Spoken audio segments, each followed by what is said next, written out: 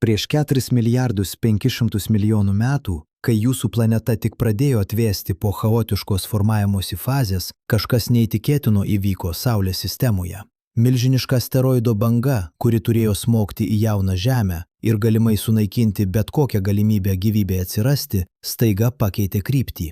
Ne dėl kosminio stebuklo, ne dėl dieviškos intervencijos, bet dėl kitos planetos, raudonojo kaimyno, kurį dabar vadiname Marsu. Ta akimirka prasidėjo viena didžiausių kosmoso ironijų. Planeta, kuri galėjo tapti antrąją Žeme, paaukojo save, kad jūs galėtumėte egzistuoti. Ir štai kas labiausiai pribloškia. Mes apie tai sužinojome tik prieš 10 metų, kai NASA zondas Perseverance rado tai, ko niekas nesitikėjo rasti. Įrodymus, kad Marsas mirė nenatūralia mirtimi. Įsivaizduokite, kad stovite ant Marso paviršiaus prieš 4 milijardus metų. Virš galvos neplonytė rožinė atmosfera, kurią matome dabar, bet tirštas, drėgnas, mėlynas dangus. Po kojomis ne raudona dulkė, bet drėgnas smėlis prie tikro vandenyno kranto. Temperatūra +20 laipsnių Celsijaus. Vėjas neša drėgmės kvapą. Bangos plaka į krantą. Jei turėtumėte laiko mašiną ir galėtumėte nuvykti į ankstyvąjį Marsą, jums nereikėtų skafandro. Jums reikėtų tik šilto džemperio vakarais. Ši planeta buvo gyva, ne metaforiškai, tikrai gyva, su visais ingredientais, kurių reikia gyvybei – vandeniu, atmosfera, magnetiniu lauku, stabiliu klimatu. Kai Žemė vis dar buvo pragariška lavos rutulys, Marsas jau turėjo sąlygas gyvybei. Jis buvo pirmasis. Jis turėjo pranašumą 200 milijonų metų. Bet tada atėjo tai, ką planetologai dabar vadina didžiąja Marso katastrofa. 2014 metais prancūzijos mokslininkas Nicolasas Dauphas iš Čikagos universiteto paskelbė tyrimą, kuris visiškai pakeitė mūsų supratimą apie ankstyvąją Saulės sistemą. Jo komanda analizavo izotopų santykius Marso meteorituose, tuose retose uolienuose, kurios buvo išmestos į kosmosą po asteroidų smūgių ir galiausiai nukrito į Žemę. Tai, ką jie rado, buvo šokiruojanti. Marsas patyrė asteroidų bombardavimą, kuris buvo 10 kartų intensyvesnis nei Žemės. Ne 2 kartus, ne 3, 10 kartų.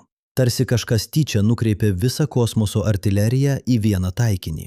Kodėl? Atsakymas slypi gravitacijoje ir orbitų mechanikoje. Marsas yra arčiau asteroidų juostos, tos milžiniškos uolienų zonos tarp Marso ir Jupiterio, kur skrieja milijonai asteroidų. Bet tai tik dalis istorijos. Tikroji priežastis – Jupiteris. Ši dujų milžinė, kurios masė yra 380 kartų didesnė už Žemės, veikia kaip kosminis gravitacinis katapultas. Kai asteroidas patenka į tam tikrą orbitą, Jupiterio gravitacija jį pagreitina ir išmeta link vidinės Saulės sistemos. Ir štai kritinis momentas. Dauguma šių asteroidų turėjo smogti į Žemę. Jų trajektorijos vedė tiesiai į mus. Bet Marsas stovėjo kelyje. Įsivaizduokite kosmoso bilardo žaidimą, kuris tęsiasi 100 milijonų metų. Kiekvienas asteroidas, kuris praskriejo pro Marsą, patyrė jo gravitacijos įtaką. Kai kurie buvo nukreipti šalin, kiti sulėtinti, bet daugelis tiesiog smogė į Marsą vietoj to, kad tęstų kelionę link Žemės. Planeta tapo skydu, ne pasirinkimu, ne heroizmu, tiesiog dėl to, kad buvo tinkamoje vietoje, tinkamu metu. Ir kiekvienas smūgis, kuris išgelbėjo Žemę, žudė Marsą. Prieš 3 metus, 2023 metais, Vokietijos planetologė Sabine Stanley iš Johno Hopkinso universiteto paskelbė tyrimą, kuris atskleidė tikrąją Marso tragedijos mastą. Jos komanda sukūrė kompiuterinį modelį, kuris simuliavo, kas nutinka planetos magnetiniam laukui, kai ji patiria intensyvų bombardavimą. Rezultatai buvo niūrūs. Po maždaug 500 milijonų metų nuolatinių smūgių, Marso branduolys, skystas geležies ir nikelio vandenynas planetos centre, pradėjo atvėsti per greitai. Magnetinis laukas, kuris apsaugojo atmosferą nuo Saulės vėjo, pradėjo silpnėti. Ir kai jis išnyko, prasidėjo tikrasis košmaras. Saulės vėjas – tai nuolatinė įelektrintų dalelių srove, kuris sklinda iš Saulės visomis kryptimis, greičiu apie 400 km per sekundę. Žemėje mes jos nepastebime, nes mūsų magnetinis laukas veikia kaip nematomos skydas, nukreipdamas šias daleles aplink planetą. Bet Marsas neteko savo skydo. Ir tada Saulės vėjas pradėjo tiesiogiai smogti į atmosferą. Ne iš karto, Ne per vieną dieną, bet per šimtus milijonų metų, atomas po atomo, molekulė po molekulės, Saulės vėjas tiesiog nupūtė Marso atmosferą į kosmosą. Įsivaizduokite, kad stovite ant tos pačios paplūdimio, tik dabar dangus kiekvieną dieną tampa vis plonesnis, vis skaidresnis, kol galiausiai virsta juodu kosmoso vakuumu. Kai atmosfera išnyko, vanduo pradėjo virsti. Ne dėl to, kad atšalo, nors temperatūra ir krito, bet dėl to, kad be atmosferinio slėgio skystas vanduo negali egzistuoti. Tai vadinama trigubojo taško fenomenu. Žemėje vanduo gali būti skystas, nes atmosfera spaudžia jį su jėga lygia 10 tonų ant kiekvieno kvadratinio metro. Bet Marse, kai atmosferos slėgis nukrito žemiau 600 paskalių, vanduo turėjo tik 2 pasirinkimus – užšalti arba išgaruoti. Ir jis pasirinko abu. Vandenynai, kurie kadaise dengė iki 30% Marso paviršiaus, pradėjo virsti ledu arba garuoti tiesiai į kosmosą. Per 200 milijonų metų visa ta vandens masė, apie 20 milijonų kubinių kilometrų, tiesiog išnyko. Dabar sustokite ir pagalvokite apie šią kosminę ironiją. Kol Marsas mirė, Žemė klestėjo. Kol Marso atmosfera buvo nupučiama į kosmosą, Žemės atmosfera tirštėjo ir stabilizavosi. Kol Marso vandenynai išgaravo, Žemės vandenynai formavosi ir pripildė baseinus. Ir svarbiausia, kol Marsas buvo bombarduojamas asteroidais, kurie naikino bet kokią galimybę gyvybei išlikti, Žemė gavo ramybės laikotarpį, kurio metu pirmosios molekulės galėjo organizuotis į kažką sudėtingesnio. Mes egzistuojame, nes Marsas mirė.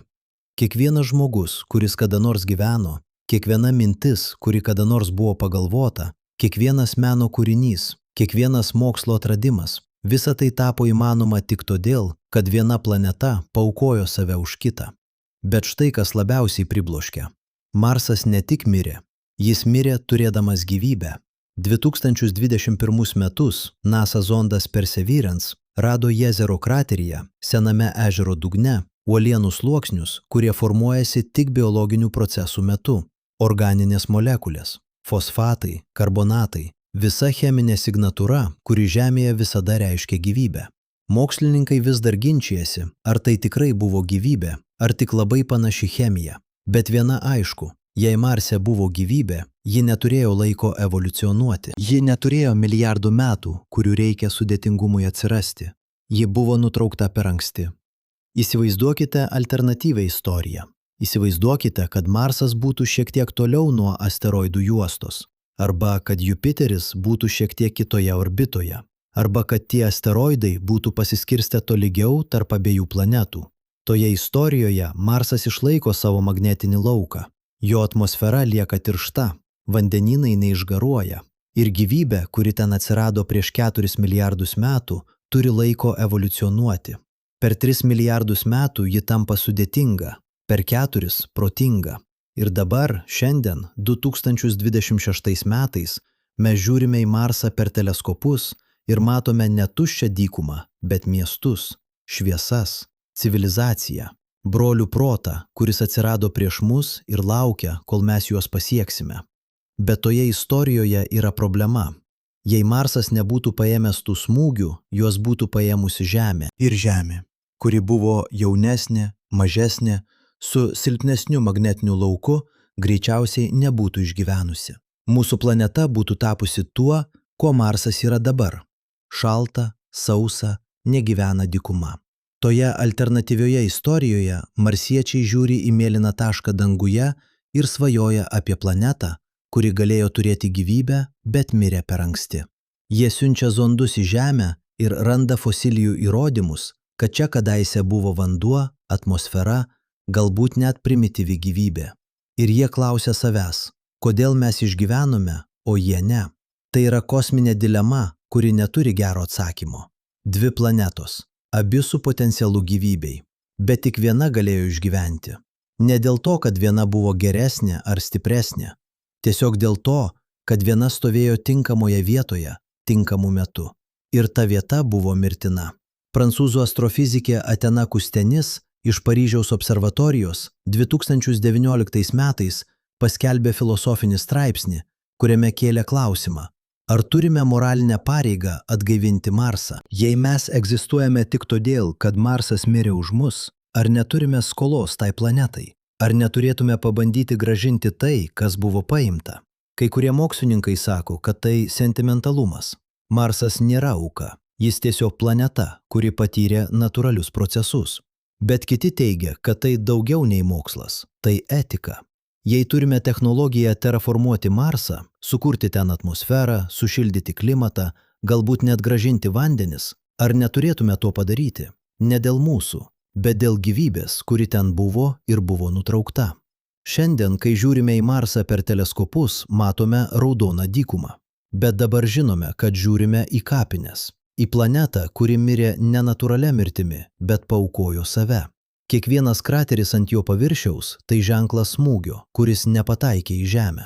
Kiekvienas sausas upės slėnis – tai priminimas apie vandenis, kurie išgaravo, kad mūsų vandenynai galėtų likti. Kiekvienas kvadratinis kilometras dulkių – tai kapas civilizacijos, kuri niekada neturėjo galimybės atsirasti. Ir štai, kas labiausiai neduoda ramybės. Mes nežinome, ar tai buvo vienintelis kartas. Galbūt Saulės sistemoje buvo ir daugiau planetų, kurios mirė, kad mes galėtume gyventi. Galbūt tarp Marso ir Jupiterio, kur dabar yra tik asteroidų juosta, kadaise buvo planeta, kuri buvo sunaikinta dar anksčiau. Kai kurie mokslininkai tiki Faetono hipoteze. Idėja, kad asteroidų juosta yra ne nesusiformavusios planetos likučiai, bet sunaikintos planetos fragmentai. Jei tai tiesa, tai Marsas buvo ne pirmoji auka, jis buvo antroji. Ir mes trečioji planeta, kuri turėjo sėkmę išgyventi. 2020 metais Japonijos planetologas Hidenori Genda iš Tokijo technologijos instituto paskelbė tyrimą, kuris analizavo, kiek asteroidų smūgių Žemė išvengė dėl Marso. Jo skaičiavimai rodo, kad per paskutinius 4 milijardus metų Marsas pagavo maždaug 200 asteroidų, kurie kitaip būtų smogę į Žemę. Iš jų bent 30 buvo pakankamai dideli, kad sukeltų masinį išnykimą. Bent 5 buvo pakankamai dideli, kad visiškai išgarintų vandenynus. Ir bent vienas, asteroidas, kurio skersmuo buvo apie 100 km, buvo pakankamai didelis, kad visiškai sunaikintų planetą kaip gyvybės nešėją. Pagalvokite apie tai. Vienas asteroidas, vienas smūgis, kuris neįvyko. Ir skirtumas tarp civilizacijos ir tuščios uolienos. Skirtumas tarp jūsų egzistavimo ir jūsų neegzistavimo. Tai nėra abstrakti filosofija, tai konkretus faktas. Jūs skaitote šios žodžius tik todėl, kad prieš 3 milijardus 700 milijonų metų vienas konkretus asteroidas smogė į Marsą vietoj Žemės. Jei jo trajektorija būtų skyrusi tik 1 laipsnį, jei jo greitis būtų skyrę tik kelis metrus per sekundę, jis būtų praskriejęs pro Marsą ir smogęs į mus. Ir tada nebūtų nei dinozaurų, nei žmonių, nei civilizacijos. Būtų tik tyla. Bet Marsas ne tik gavo smūgius, jis dar ir pakeitė Žemės orbitą.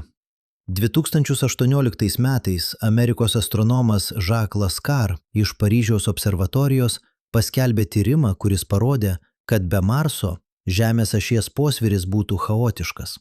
Dabar mūsų planeta yra pakreipta 23 laipsnius nuo vertikalės. Ir šis kampas keičiasi tik 1 ar 2 laipsniais per 10 000 metų. Tai suteikia mums stabilius sezonus, stabilų klimatą, sąlygas, kuriomis gyvybė gali planuoti ilgalaikę ateitį. Bet be Marso, gravitacijos stabilizuojančios įtakos, Žemės ašis svyruotų nuo 0 iki 60 laipsnių. Vienu laikotarpiu poliai būtų nukreipti tiesiai į Saulę, sukeldami ekstremalų atšilimą. Kitu laikotarpiu šalin nuo Saulės, sukeldami globalinį apledėjimą. Gyvybė negalėtų prisitaikyti prie tokių greitų pokyčių. Ji būtų nuolat išnaikinama ir turėtų pradėti iš naujo. Taigi Marsas ne tik priėmė smūgius, jis dar ir stabilizavo mūsų orbitą. Jis veikia kaip kosminis giroskopas, laikydamas Žemę subalansuotą. Ir jis tai darė ne vieną kartą, ne trumpą laiką, bet nuolat, kiekvieną sekundę, kiekvieną minutę, kiekvieną dieną per 4 milijardus metų. Kiekviena žmogaus karta, kuri kada nors gyveno stabiliu klimatu, tik todėl, kad Marsas buvo ten, kur jis yra, darydamas tai, ką jis daro. Ir dabar mes planuojame ten nuvykti, ne tik aplankyti, bet apsigyventi. Pirmieji žmonės turėtų nusileisti ant Marso apie 2035 metus. Jie pastatys bazes, užaugins maistą, galbūt net pradės terraformavimo procesą, ilgalaikį planą pakeisti Marsą atgal į planetą, kurią jis kadaise buvo. Kai kurie moksliniai skaičiavimai rodo, kad su pakankamai technologijų ir resursų galėtume sukurti Marse kvėpuojamą atmosferą per 300 iki 500 metų. Negreitai, bet įmanoma. Bet čia kyla filosofinis klausimas. Ar tai būtų atgaivinimas ar kolonizacija? Ar mes grąžintume Marsui tai, kas jam priklauso, ar tiesiog pasiimtume dar vieną planetą savo? Kai kurie mokslininkai, kaip Amerikos planetologas Christopher McKay iš NASA Ames tyrimų centro, teigia, kad turime moralinę pareigą ieškoti bet kokių gyvybės pėdsakų Marse prieš pradėdami terraformavimą. Jei ten yra nors mikroskopinė gyvybė, galbūt giliai po žeme, kur vis dar yra skystas vanduo, mes neturime teisės jos sunaikinti. Tai būtų antrasis Marso nužudimas. Pirmąjį padarė asteroidai, antrąjį padarytume mes. Kiti, kaip britų astrofizikė Sarah Seager iš Massachusetts technologijos instituto, teigia, kad jei Marse nėra gyvybės dabar, mes turime teisę ją ten sukurti. Jei planeta mirė, mes galime ją atgaivinti. Jei ji paaukojo save už mus, mes galime ją atpildyti, padarydami ją gyvą vėl. Ne kaip atsiprašymą, bet kaip padėką. Bet galbūt yra ir trečias kelias. Galbūt vietoj to, kad padarytume Marsą antruoju Žeme, turėtume padaryti jį pirmuoju Marsu. Ne kopija mūsų planetos, bet unikalių pasaulių, kuris gerbė savo istoriją. Planeta, kur žmonės gyvena ne kaip užkariautojai, bet kaip globėjai. Kur kiekvienas miestas yra pastatytas šalia seno ežero dugno. Kur kiekviena bazė turi muziejų, skirtą tam, kas ten buvo prieš mus. Kur vaikai mokosi ne tik apie Žemės istoriją, bet ir apie Marso istoriją. Apie planetą, kuri turėjo savo šansą ir jį prarado, kad mes galėtume turėti savąjį. Nes štai tiesa, kuri neduoda ramybės kiekvienam planetologui, kuris studijuoja Marsą. Tai galėjo būti mes. Jei Saulės sistema būtų susiformavusi šiek tiek kitaip, jei planetos būtų šiek tiek kitose orbitose, jei asteroidų juosta būtų šiek tiek arčiau ar toliau, Žemė galėjo būti ta, kuri priėmė smūgius. Mes galėjome būti raudona dykuma, o Marsas – mėlynas gyvenimo oazė. Ir tada marsiečiai žiūrėtų į mus ir svajotų apie planetą, kuri mirė per anksti. Tai nėra tik Marso istorija. Tai istorija apie tai, kaip trapus yra gyvenimas, kaip daug priklauso nuo atsitiktinumų, kaip viena planeta gali išgelbėti kitą, net nesuvokdama to. Ir kaip mes, žmonės, esame ne tik Žemės vaikai, bet ir Marso skolininkai. Kiekvienas kvėpavimas, kurį darote, yra galimas tik todėl, kad kita planeta nustojo kvėpuoti. Kiekviena diena, kurią gyvenate, yra dovana apmokėta kitos planetos mirtimi. Ir dabar, kai žinome šią tiesą, turime nuspręsti, ką su ją darysime. Ar ignoruosime ją ir tęsime gyvenimą, tarsi nieko nebūtų nutikę, ar pripažinsime skolą ir pabandysime ją grąžinti, ar suprasime, kad esame ne tik vienos planetos būtybės, bet dviejų planetų istorijos dalis, vienos, kuri gyvena, ir kitos, kuri mirė, kad pirmoji galėtų gyventi. Atsakymas į šiuos klausimus nulems ne tik Marso ateitį, bet ir mūsų pačių. Nes jei nesuprasime, kiek mums kainavo egzistavimas, niekada nesuprasime, kiek vertas yra gyvenimas. Ir jei neatpildysime planetos, kuri mus išgelbėjo, niekada netapsime civilizacija verta išgelbėjimo. Bet prieš galėdami atsakyti į šios klausimus, turime suprasti visą istoriją. Ne tik tai, kas nutiko Marsui, bet ir tai, kaip tai nutiko. Ne tik faktą, kad jis mirė, bet procesą, kuris jį užmušė. Ir svarbiausia, turime suprasti, ar tas pats procesas gali nutikti mums. Nes štai kas labiausiai neduoda ramybės. Marsas neteko savo magnetinio lauko ne iš karto. Tai užtruko 100 milijonų metų. Ir per tą laiką marsiečiai, jei jie egzistavo, matė, kaip jų dangus lėtai nyksta. Jie matė, kaip vanduo lėtai išgaruoja. Jie matė, kaip jų planeta lėtai miršta. Ir jie nieko negalėjo padaryti. Arba galėjo, bet nepadarė. Arba bandė, bet buvo per vėlų. Ir dabar mes žiūrime į savo planetą ir matome panašius ženklus. Ne tokius dramatiškus, ne tokius greitus, bet panašius. Klimatas keičiasi, atmosfera keičiasi, magnetinis laukas silpnėja, Ne tiek greitai kaip Marse, bet jis silpnėja. Ir mes turime nuspręsti, ar mokysimės iš Marso pamokos, ar pakartosime jo klaidą. Tai yra tikroji Marso istorijos pamoka. Ne tai, kad planetos gali mirti, bet tai, kad jos miršta lėtai.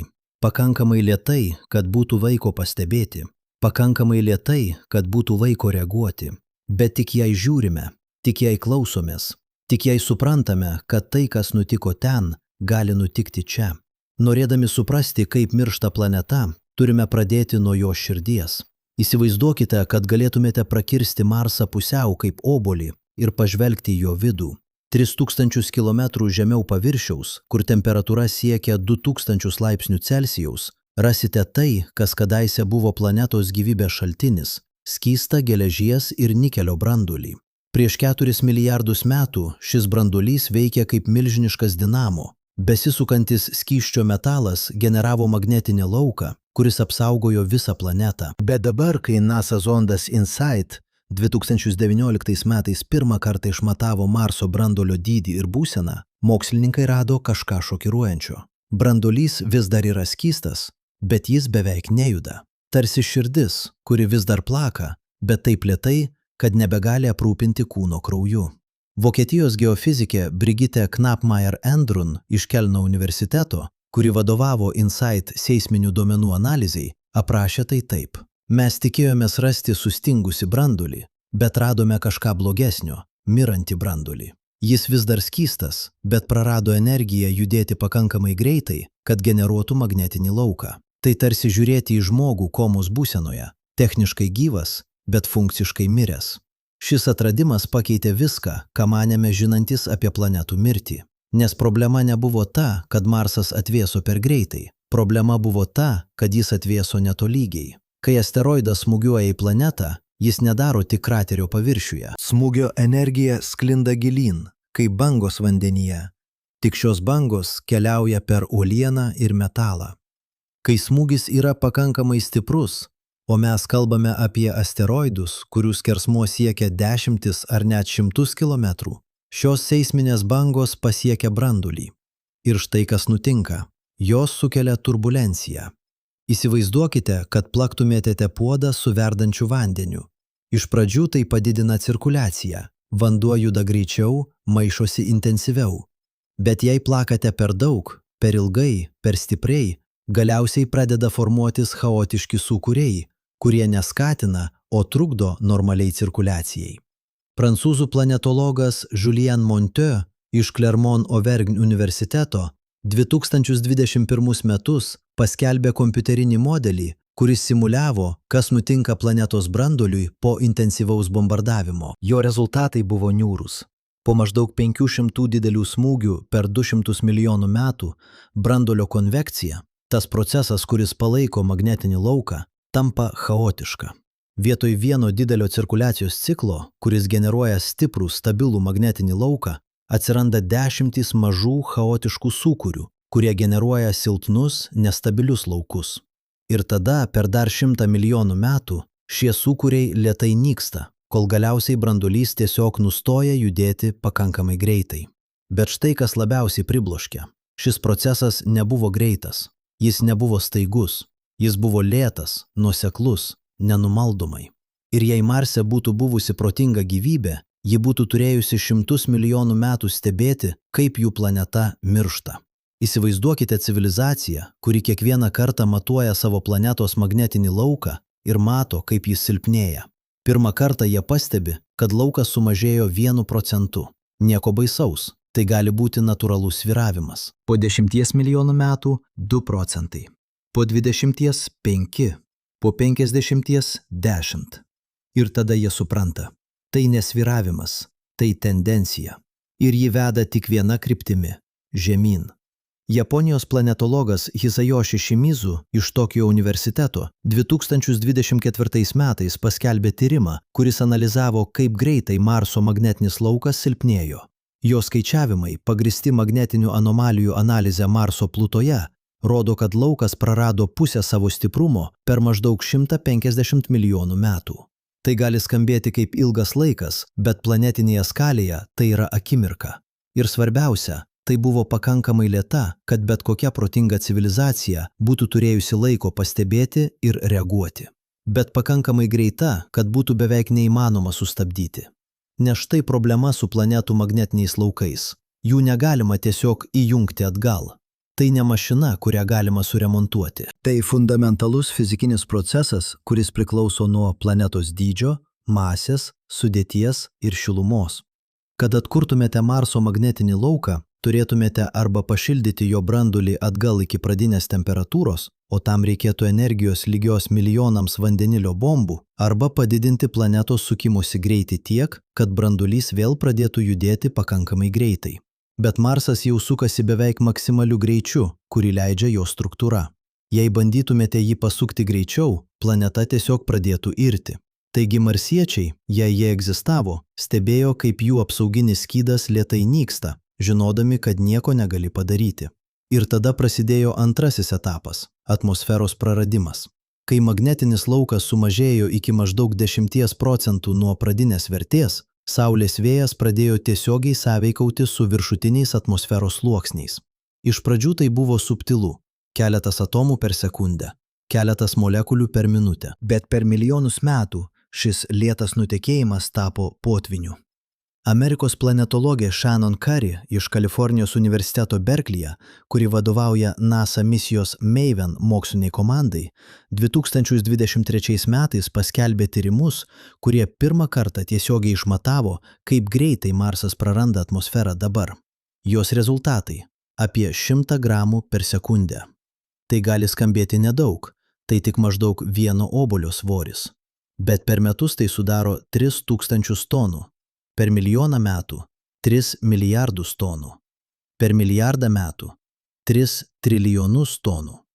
Ir tai yra dabartinis greitis, kai Marsas jau prarado 99% savo atmosferos. Prieš 4 milijardus metų, kai magnetinis laukas tik pradėjo silpnėti, praradimo greitis buvo 100 kartų didesnis. Įsivaizduokite, kad gyvenate planetoje, kuri praranda savo orą.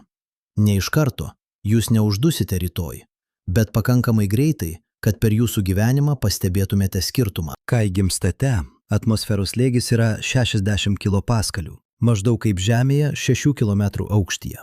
Kai jums sukanka 50 metų, jis nukrenta iki 55, kai jums sukanka 100 iki 50. Jūsų vaikai gyvena planetoje, kur kvėpuoti sunkiau nei jums. Jūsų vaikaičiai dar sunkiau. Ir jūs žinote, kad po 100 kartų, po 1000 kartų, jūsų palikuonys negalės kvėpuoti išvis. Britų klimatologas Peter Reid iš Oksfordo universiteto 2020 metais sukūrė modelį, kuris simuliavo, kaip keičiasi klimatas planetoje, kuri praranda atmosferą. Jo rezultatai parodė kažką netikėto. Procesas nėra tolygus. Yra lūžio taškai, kritinės vertės, kai sistema staiga pereina į naują būseną. Pirmasis lūžio taškas įvyksta, kai atmosferos slėgis nukrenta žemiau 30 kilopaskalių. Tuo momentu debesis nebegali formuotis. Vandens garai tiesiog iškrenta kaip sniegas, net jei temperatūra yra virš nulio. Antrasis lūžio taškas – 20 kilopaskalių. Tuo momentu vėjas nebegali nešti dulkių. Visos smėlio audros, kurios kadaise formavo kopus ir perskirstė medžiagas, tiesiog nustoja. Trečiasis lūžio taškas – 10 kilopaskalių. Tuo momentu šiltnamio efektas tampa per silpnas, kad palaikytų skystą vandenį bet kokioje temperatūroje. Ir štai kas labiausiai tragiška. Kiekvienas iš šių lūžio taškų yra negrįžtamas. Kai pereinate jį viena kryptimi, negalite grįžti atgal tiesiog pridedami daugiau oro. Sistema įstringa naujoje būsenoje. Tai tarsi stumti kamuolį nuo kalno. Kai jis pradeda riedėti žemyn, nebegalite jo sustabdyti tiesiog stumiant atgal. Jis įgauna pagreitį. Jis sukuria savo dinamiką ir galiausiai jis nukrenta į duobę, iš kurios nebėra išeities. Marsiečiai, jei jie egzistavo, matė, kaip jų planeta pereina šios lūžio taškus vieną po kito. Pirmiausia, išnyko debesys. Dangus, kuris kadaise buvo mėlynas su baltais debesimis, tapo skaidrus, tuščias, negailestingas. Tada nustojo smėlio audros, tos dramatiškos, bet gyvybiškai svarbios sistemos, kurios perskirstė vandenį ir maistinės medžiagas po visą planetą. Ir galiausiai, kai slėgis nukrito žemiau 10 kilopaskalių, vanduo pradėjo virsti. Ne pamažu, nelaipsniškai, bet staiga, katastrofiškai, negrįžtamai. Australijos geochemikė Abigail Allwood iš NASA Jet Propulsion Laboratory 2021 metus paskelbė tyrimą, kuris analizavo uolienų sluoksnius Gale krateryje, vietoje, kur NASA zondas Curiosity dirba nuo 2012 metų. Jos komanda rado kažką šokiruojančio – geologinį sluoksnį, kuris rodo staigų perėjimą nuo drėgnos aplinkos prie sausos. Apačioje – molio sluoksniai, kurie formuojasi tik ilgalaikio vandens buvimo sąlygomis. Viduryje – pereinamasis sluoksnis su sulfatais, kurie rodo laikinus sezoninio vandens baseinus. Viršuje – tik dulkės ir smėlis, be jokių vandens žymių. Ir svarbiausia, šis perėjimas užėmė ne milijonus metų, kaip tikėtasi, bet tik apie 2 milijonus metų. Geologinėje skalėje tai yra akimirka. Įsivaizduokite, kad gyvenate per tą perėjimą. Kai gimstate, jūsų miestas stovi prie didelio ežero. Vanduo yra šaltas, bet skystas. Galite juo plaukti, galite iš jo gerti, galite jame žvejoti. Kai jums sukanka 20 metų, ežeras yra mažesnis. Kranto linija pasitraukia kelis šimtus metrų. Bet tai normalu, būna sausros. Kai jums sukanka 40, ežeras yra tik 10% to, kas buvo. Kai jums sukanka 60, tai jau ne ežeras, bet tik seklūs baseiniukai, kurie užšąla naktį ir išgaruoja dieną. Kai jums sukanka 80, net baseiniukų nebėra. Tik drėgnas smėlis, kuris greitai džiūsta po saulėje. Ir kai jums sukanka 100, jūs stovite toje pačioje vietoje, kur kadaise plaukėte, ir po kojomis yra tik sausa raudona dulkė. Ir svarbiausia, jūs žinote, kad tai nutiks. Jūs matote tendenciją, jūs matote skaičius. Jūs žinote, kad jūsų vaikaičiai negalės gyventi čia. Ir jūs turite nuspręsti, ką darysite. Ar bandysite išgelbėti planetą, ar bandysite išgelbėti save. Kanados inžinierius Robert Zubrin, Marso kolonizacijos advokatas, 2019 metais paskelbė straipsnį, kuriame analizavo, kokias technologijas turėtų turėti civilizacija, kad galėtų sustabdyti savo planetos atmosferos praradimą. Jo išvados buvo niūrios. Net su mūsų dabartinėmis technologijomis, branduoline energija, raketomis, dirbtiniais satelitais, mes negalėtume sustabdyti proceso, jei jis jau prasidėjo. Galėtume jį sulėtinti, galėtume statyti kupolas virš miestų, galėtume gyventi po žeme, bet negalėtume atkurti magnetinio lauko, negalėtume grąžinti atmosferos, negalėtume išgelbėti planetos. Taigi marsiečiai turėjo pasirinkimą – mirti su savo planeta arba ją palikti. Ir čia prasideda labiausiai spekuliatyvi, bet ir labiausiai intriguojanti šios istorijos dalis. Nes kai kurie mokslininkai tiki, kad jie pasirinko antrąjį variantą. Ne visi, ne iš karto, bet kai kurie. Ir galbūt jie vis dar yra čia, Saulės sistemoje, laukdami, kol mes juos rasime. Italijos astronomas Giovanni Schiaparelli XIX amžiaus pabaigoje pranešė, kad mato Marse kanalus. Jis manė, kad tai natūralios geologinės struktūros, bet Amerikos astronomas Percival Lowell interpretavo tai kaip dirbtines struktūras. Įrodymus išsivysčiusios civilizacijos, kuri bandė išgelbėti savo planetą, statydama milžinišką irigacijos sistemą. Vėliau paaiškėjo, kad tai buvo optinė iliuzija. Kanalų nėra. Bet idėja liko. Galbūt marsiečiai bandė kovoti. Galbūt jie statė megastruktūras. Galbūt jie bandė pakeisti savo planetos likimą. Bet kas, jei jie suprato, kad tai neįmanoma? Kas, jei jie apskaičiavo, kad net su visomis savo technologijomis, net su visa savo energija, jie negali atkurti magnetinio lauko? Tada jie turėjo tik vieną pasirinkimą – palikti. Ir čia prasideda viena labiausiai kontroversiškų hipotezių šiuolaikinėje planetologijoje – Marso pabėgėlių hipotezė. Amerikos astronomas Tom Van Flandern 90 metais pirmasis pasiūlė idėją, kad asteroidų juosta gali būti ne nesusiformavusios planetos likučiai, bet sunaikintos planetos fragmentai. Jis pavadino šią hipotetinę planetą Phaetonu ir teigė, kad ji buvo sunaikinta maždaug prieš 3 milijardus metų. Bet vėlesni tyrimai parodė, kad asteroidų juosta yra per sena. Ji susiformavo tuo pačiu metu, kaip ir visos kitos planetos, prieš 4,5 milijardo metų. Taigi Phaetono hipotezė buvo atmesta. Bet 2010 metais Vokietijos astronomas Rainer Kresken iš Bonos universiteto pasiūlė modifikuotą versiją. Galbūt Faetonas nebuvo sunaikintas, galbūt jis buvo išardytas, ne natūralių procesų, bet dirbtinai, išsivysčiusios civilizacijos, kuri naudojo jo medžiagas statydama kažką kitą, galbūt erdvėlaivius, galbūt orbitinės kolonijas, galbūt megastruktūras, kurios galėtų palaikyti gyvybę milijardus metų, net kai jų gimtoji planeta mirė. Tai skamba kaip mokslinė fantastika, ir daugelis mokslininkų atmeta tai kaip spekulaciją be įrodymų. Bet štai kas įdomu. Kai NASA zondas Dawn 2015 metais aplankė didžiausią asteroidą Ceresą, jis rado kažką netikėto. Šviesių dėmių, labai atspindinčių struktūrų, kurios neatrodo natūralios.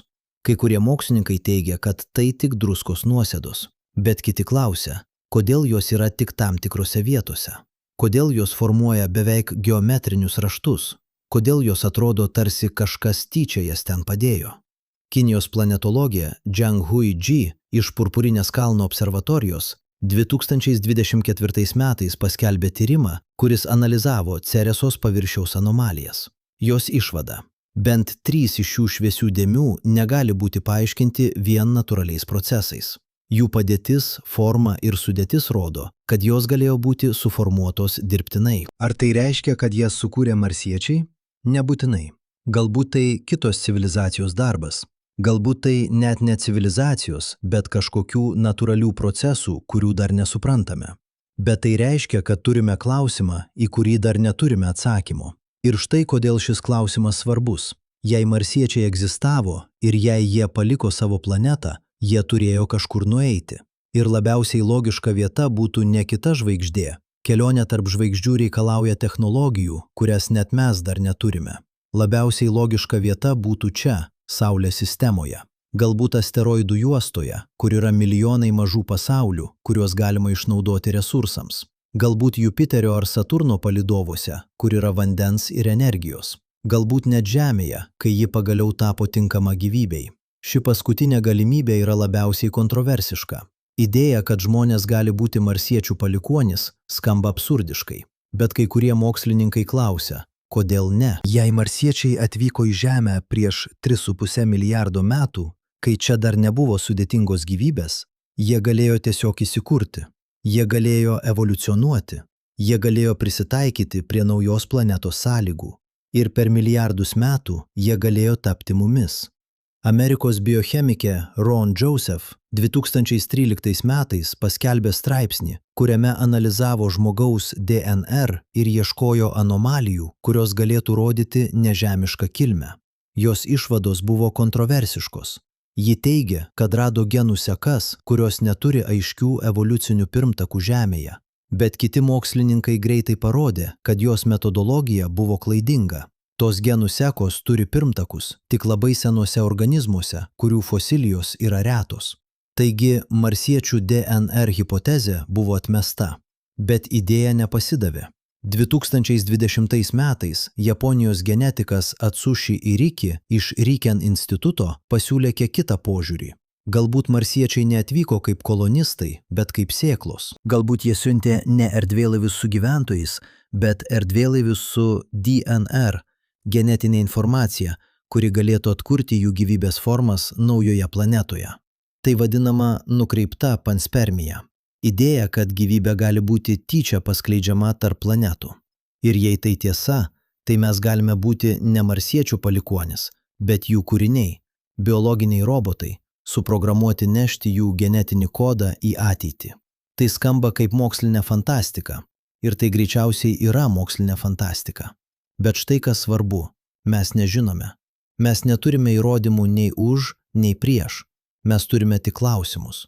Ir kol neištyrėme kiekvieno Marso kvadratinio metro, kol neišanalizavome kiekvieno asteroido, kol nesupratome kiekvienos anomalijos, negalime atmesti galimybės, kad Marsas buvo ne tik planeta, kuri mirė, bet planeta, kuri gyveno.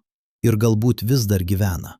Ne ten, bet čia, mumyse, mūsų genuose, mūsų atmintyje, kuri yra per sena, kad būtų tik mūsų. Bet net jei marsiečių niekada nebuvo, net jei Marsas mirė prieš atsirandant protingai gyvybei, jo istorija vis tiek turi mums pamoką.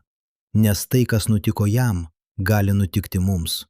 Ne taip greitai, ne taip dramatiškai, bet tuo pačiu principu. Planeta, kuri praranda savo apsauginį skydą, praranda savo atmosferą. Planeta, kuri praranda savo atmosferą, praranda savo vandenį. Planeta, kuri praranda savo vandenį, praranda savo gyvybę. Tai ne filosofija, tai fizika. Ir štai kas neduoda ramybės. Žemės magnetinis laukas silpnėja. Ne taip greitai kaip Marso, ne taip dramatiškai, bet jis silpnėja. Per paskutinius 200 metų, nuo to laiko, kai pradėjome jį matuoti, jis sumažėjo maždaug 10%. Kai kurie mokslininkai sako, kad tai normalus svyravimas. Magnetinis laukas visada kinta, kartais stiprėja, kartais silpnėja. Bet kiti klausia, o kas jei tai nesvyravimas? Kas jei tai tendencija?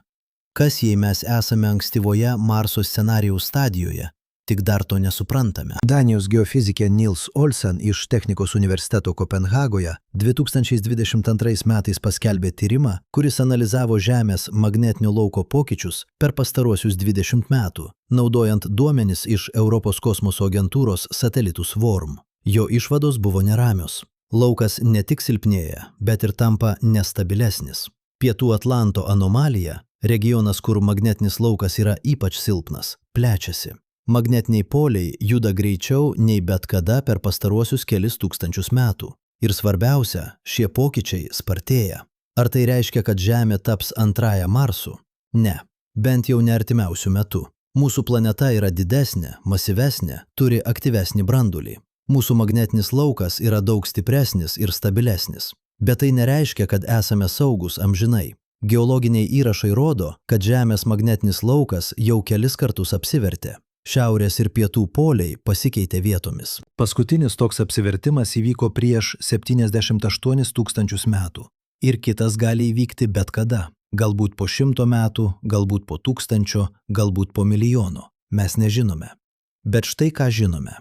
Kai magnetinis laukas apsiverčia, yra laikotarpis, galbūt kelios dešimtys ar šimtai metų, kai jis yra labai silpnas arba net visiškai išnyksta.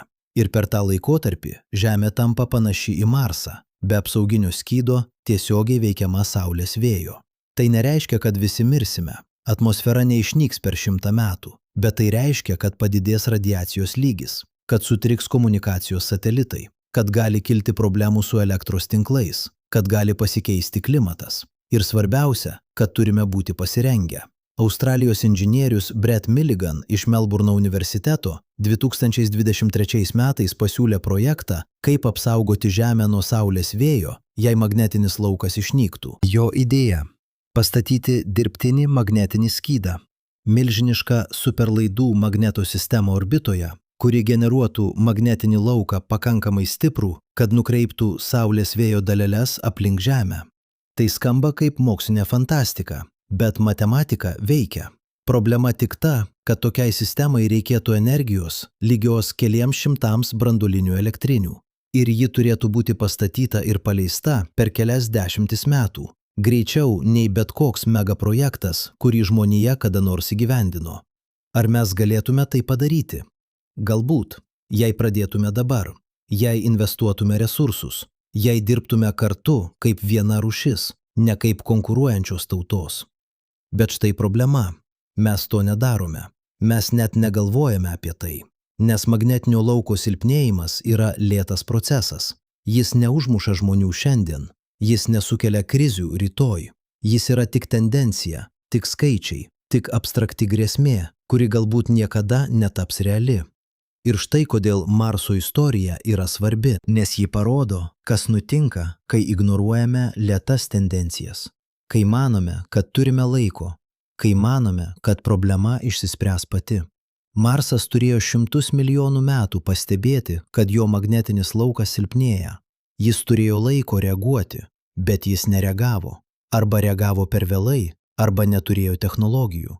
Ir dabar jis yra miręs.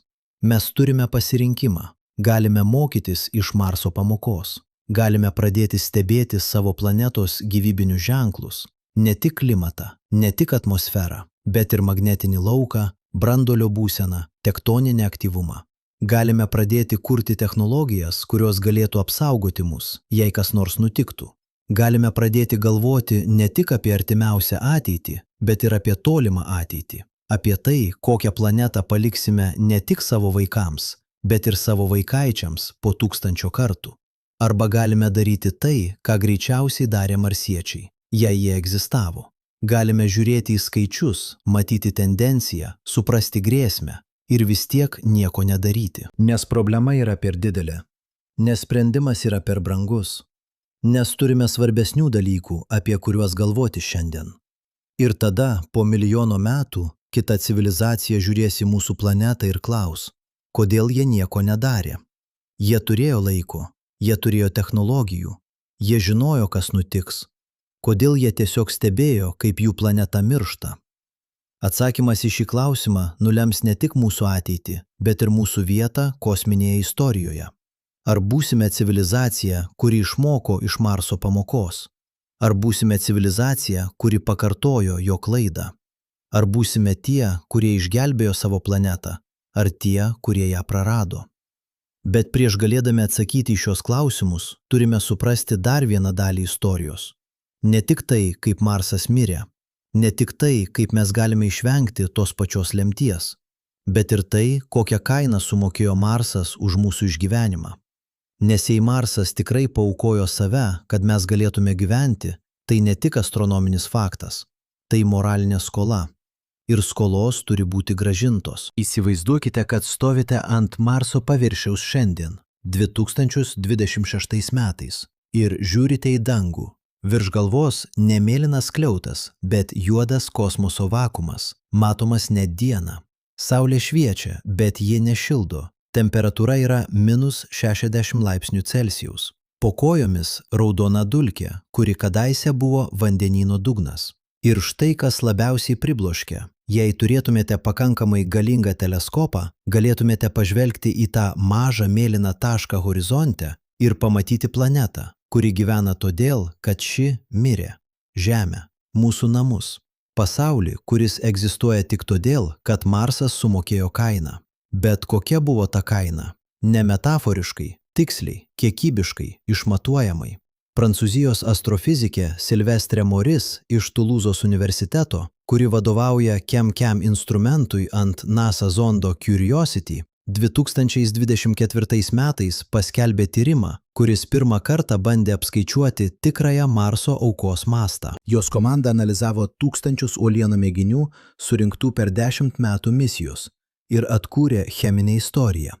Kiek vandens buvo, kiek atmosferos, kiek organinių molekulių. Rezultatai buvo pribloškiantys. Marsas prarado ne tik savo atmosferą ir vandenis, jis prarado galimybę evoliucijai. Skaičiai yra šie. Prieš 4 milijardus metų Marsas turėjo atmosferą, kurios masė buvo apie 2 trilijonus tonų, maždaug 4 procentai nuo Žemės dabartinės atmosferos masės. Tai gali skambėti nedaug, bet planetai, kurios skersmuo yra tik pusė Žemės, tai buvo daugiau nei pakankamai. Slėgis prie paviršiaus buvo apie 60 kilopaskalių, maždaug kaip Žemėje 6 km aukštyje. Žmonės galėtų kvėpuoti, nebe papildomo deguonies. Bet primityvi gyvybė, bakterijos, dumbliai, paprasčiausi daugialąsčiai galėtų klestėti. Vanduo. Marso vandenynai dengia apie 30 procentų paviršiaus, tai maždaug 20 milijonų kubinių kilometrų vandens. Palyginkite su Žeme. Mūsų vandenynai turi apie 1 milijardą 37 milijonus kubinių kilometrų. Taigi Marso vandenynai buvo maždaug 2 procentai nuo mūsų. Bet vėlgi, planetai, kuri yra 4 kartus mažesnė pagal tūrį, tai buvo proporcingai daugiau. Jei Marsas būtų Žemės dydžio, jo vandenynai būtų buvę gilesni nei mūsų. Organinės molekulės. Tai labiausiai pribloškianti dalis. Kai NASA zondas Curiosity 2012 metais pirmą kartą rado organinės molekulės Marso uolienose, mokslininkai buvo atsargus. Galbūt tai buvo užteršimas nuo paties zondo, galbūt tai buvo meteorito atneštos molekulės. Bet per 10 metų zondas rado organinės molekulės 10 skirtingų vietų, skirtingų amžių uolienose, skirtingose geologinėse formacijose. Ir visos jos turėjo tą pačią cheminę signatūrą. Signatūrą, kuri Žemėje visada reiškia biologinę kilmę. Vokietijos biochemikė Caroline Freyssinet iš Paryžiaus universiteto, kuri analizavo šios duomenis, 2023 metais paskelbė tyrimą, kuris bandė apskaičiuoti, kiek organinių molekulių galėjo būti ankstyvajame Marse. Jos metodas buvo paprastas – paimti koncentraciją, kurią radome dabar, ekstrapoliuoti atgal į laiką, kai Marsas turėjo vandenį ir atmosferą, ir apskaičiuoti bendrą masę. Rezultatas – apie 10 milijardų tonų organinių molekulių. Tai yra daugiau nei visa biomase Žemės vandenynuose šiandien. Sustokite ir pagalvokite apie tai. 10 milijardų tonų organinių molekulių. Tai ne tik chemija, tai potenciali gyvybė, tai amino rūgštys, kurios galėjo tapti baltymais, tai nukleotidai, kurie galėjo tapti DNR, tai lipidai, kurie galėjo tapti ląstelių membranomis. Visa cheminė biblioteka, reikalinga gyvybei atsirasti, buvo ten. Ir ji buvo ten anksčiau nei Žemėje, 200 milijonų metų anksčiau. Bet tada atėjo bombardavimas. Ir štai kas nutiko tiems 10 milijardų tonų organinių molekulių. Jie buvo sunaikinti. Ne iš karto, ne vienu smūgiu, bet sistemingai, nenustygstamai, per 100 milijonų metų. Kiekvienas asteroidas, kuris smogė į Marsą, sukėlė temperatūrą pakankamai aukštą, kad sudegtų organinės molekulės 100 kilometrų spinduliu. Kiekvienas smūgis išmetė tonas dulkių į atmosferą, užtemdydamas Saulę ir sustabdydamas fotosintezę, jei ji jau buvo prasidėjusi. Kiekvienas smūgis sukėlė tsunami, kuris nuplovė pakrančių ekosistemas, jei jos jau egzistavo. Japonijos planetologė Ramses Ramirez iš Tokijo universiteto 2021 metus sukūrė kompiuterinį modelį, kuris simuliavo, kas nutinka planetos biosferai, jei ji egzistuoja, per intensyvų bombardavimą. Jos modelis įtraukė ne tik tiesioginius smūgius, bet ir netiesioginius efektus – klimato pokyčius, atmosferos chemiją, vandens ciklą. Rezultatai buvo niūrūs. Po maždaug 500 didelių smūgių per 200 milijonų metų bet kokia sudėtinga gyvybė būtų išnaikinta. Liktų tik giliausios požeminės bakterijos – organizmai, kurie gyvena kelis kilometrus po žeme, kur smūgių bangos nebepasiekia. Ir štai ironija, tos bakterijos, jei jos egzistavo, galbūt vis dar yra ten. Galbūt dabar, šią akimirką, kelis kilometrus po Marso paviršiumi yra ertmės su skysčiu vandeniu, kur išgyveno paskutiniai marsiečiai. Neprotingi, nesudėtingi, tik paprasčiausios bakterijos, kurios laukia milijardus metų, kol kas nors jas ras. Ir kai mes jas rasime, o mes jas rasime, jei jos ten yra, tai bus labiausiai pribloškiantis atradimas žmonijos istorijoje. Nes tai reikš, kad Marsas ne tik turėjo gyvybę, jis vis dar ją turi. Ir ta gyvybė išgyveno ilgiau nei bet kokia civilizacija Žemėje. Bet paviršiuje, ten, kur buvo vandenynai, kur buvo atmosfera, kur buvo šviesa ir šiluma, viskas mirė. Ir mirė nenatūralia mirtimi. Mirė smurtinė mirtimi. Mirė todėl, kad stovėjo tarp Žemės ir asteroidų. Mirė todėl, kad gynė mus. Dabar pažvelkime į kitą pusę. Kol Marsas mirė, Žemė gyveno. Ir ne tik gyveno, klestėjo. Amerikos geochemikas Steven Moises iš Kolorado universiteto 2020 metais paskelbė tyrimą, kuris analizavo seniausias Žemės uolienas, tuos retus fragmentus, kurie išliko nuo ankstyvosios planetos istorijos. Jo komanda rado kažką netikėto. Įrodymus, kad Žemė turėjo stabilų klimatą ir skystą vandenį jau prieš 4 milijardus 200 milijonų metų. Tai yra tik 300 milijonų metų po planetos formavimosi. Tai yra neįtikėtinai greitai. Kodėl taip greitai? Nes Žemė negavo smūgių, kuriuos turėjo gauti. Kompiuteriniai modeliai rodo, kad be Marso Žemė būtų patyrusi maždaug 10 kartų daugiau didelių smūgių per tą patį laikotarpį. Ir kiekvienas iš tų smūgių būtų atidėjęs gyvybės atsiradimą dar 100 milijonų metų. Kodėl? Nes didelis smūgis ne tik naikina gyvybę, kuri jau egzistuoja, jis dar ir išgaruoja vandenynus. Jis išmeta tiek dulkių į atmosferą, kad planeta tampa tamsi ir šalta 100 tūkstančių metų. Jis perkaitina paviršių tiek, kad uolienos pradeda lydytis. Britų planetologas Kevin Zanlė iš NASA Ames tyrimų centro 2019 metais apskaičiavo, kiek laiko reikia planetai atsigauti po katastrofinio smūgio asteroido, kurio skersmuo yra 100 ar daugiau kilometrų. Jo atsakymas – nuo 10 iki 50 milijonų metų. Tai yra laikas, per kurį vandenynai vėl kondensuojasi, atmosfera vėl stabilizuojasi, temperatūra vėl nukrenta iki lygio, kuriame gyvybė gali egzistuoti. Ir jei tokie smūgiai kartojasi kas 10 ar 20 milijonų metų, kai būtų buvę be Marso, planeta niekada neturi laiko atsigauti. Ji yra nuolat grąžinama atgal į pradinę būseną. Ji yra užrakinta amžinoje jaunystėje, kuri yra per karšta, per chaotiška, per nestabili gyvybei. Bet Marsas priėmė tos smūgius. Ir Žemė gavo ramybės laikotarpį. Ne visišką ramybę, mes vis tiek gavome smūgių.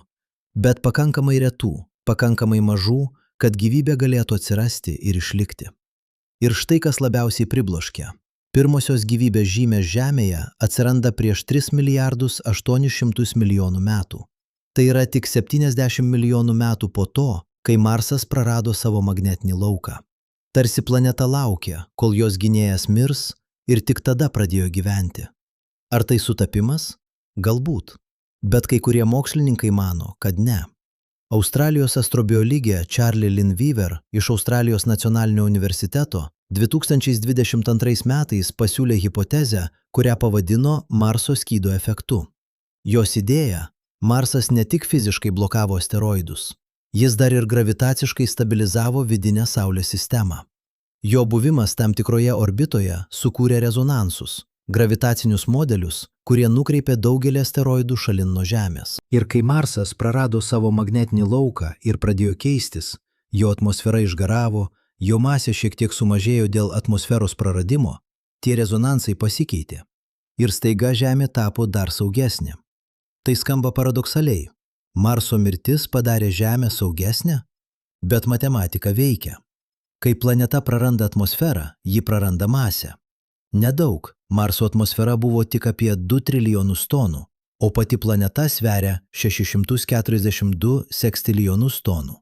Tai yra tik apie 300 milijardinės dalies procento, bet gravitacija yra jautri. Net mažas masės pokytis gali pakeisti orbitą šiek tiek. Ir tas šiek tiek per milijonus metų tampa dideliu skirtumu. Taigi Marsas ne tik paaukojo savo gyvybę, jis paaukojo savo masę, jis paaukojo savo gravitaciją, jis paaukojo viską, kas jį darė planeta, kad mes galėtume tapti tuo, kas esame. Ir dabar, kai žinome tai, turime klausimą, ką mes jam skolingi.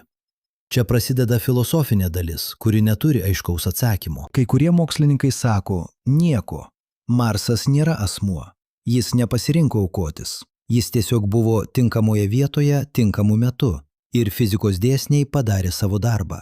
Mes nesame skolingi planetai, kaip nesame skolingi akmeniai, kuris atsitiktinai nukrito ir užmušė gyvatę, kuri ketino mus įgelti. Tai tik atsitiktinumas. Tai tik mechanika. Bet kiti sako, ne, skolos nėra tik apie ketinimus, jos yra apie pasekmes. Jei kas nors miršta, kad jūs galėtumėte gyventi, net jei jie to neketino, net jei tai buvo atsitiktinumas, jūs vis tiek turite moralinę pareigą pripažinti tą auką. Ne dėl jų, bet dėl savęs. Nes jei nepripažįstate aukos, jūs nepripažįstate savo egzistavimo kainos. Ir jei nepripažįstate kainos, niekada nesuprasite vertės. Italijos filosofas Roberto Cingolani iš Italijos technologijos instituto 2023 metais paskelbė esė, kuriame analizavo planetinės skolos koncepciją. Jo argumentas – mes turime moralinę pareigą ne tik savo planetai, bet ir kitoms planetoms, kurios prisidėjo prie mūsų egzistavimo. Jis pavadino tai kosminio solidarumo etika. Idėja, kad moralė neturėtų baigtis prie mūsų planetos ribų. Jei Marsas prisidėjo prie mūsų išgyvenimo, mes turime pareigą prisidėti prie jo atgaivinimo. Bet kaip? Kaip grąžini skolą planetai? Negalite jai padėkoti, ji negirdi. Negalite jai atlyginti, ji nejaučia. Vienintelis būdas – pakeisti ją atgal į tai, kuo ji buvo. Terraformavimas. Tai žodis, kuris reiškia paversti planetą Žeme. Ir tai yra didžiausias inžinerinis projektas, kurį žmonija kada nors svarstė. Amerikietis inžinierius Robert Zubrin, kuris yra vienas žymiausių Marso kolonizacijos šalininkų, 90 metais pirmasis pasiūlė praktinį terraformavimo planą. Jo idėja buvo paprasta. Marsas turi viską, ko reikia gyvybei – vandenį, anglies dioksidą, azotą. Problema tik ta, kad visa tai yra užšalę arba užkasta. Taigi, sprendimas – pašildyti planetą. Kaip? Sukurti šiltnamio efektą. Kaip? Išlaisvinti anglies dioksidą iš polinių kepurių ir iš dirvožemio. Zubrin pasiūlė kelis metodus. Pirmasis – pastatyti didžiulius veidrodžius orbitoje, kurie atspindėtų papildomą saulės šviesą ant polinių kepurių.